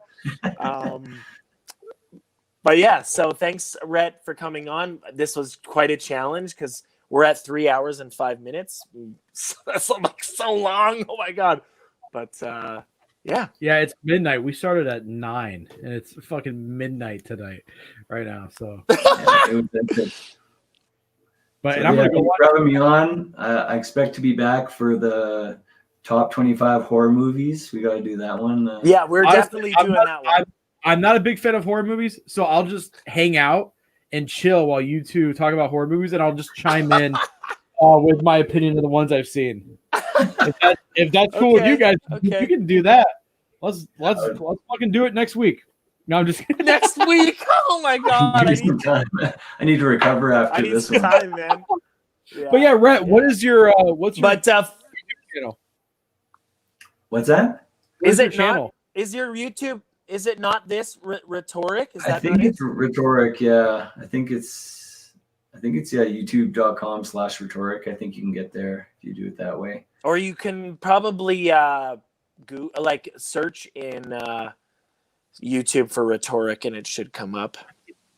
It's like a bunch of there's nothing much there. It's like a couple old short films I made, and there's like if you see a film about Bernice, his French bulldog, then you found the right one.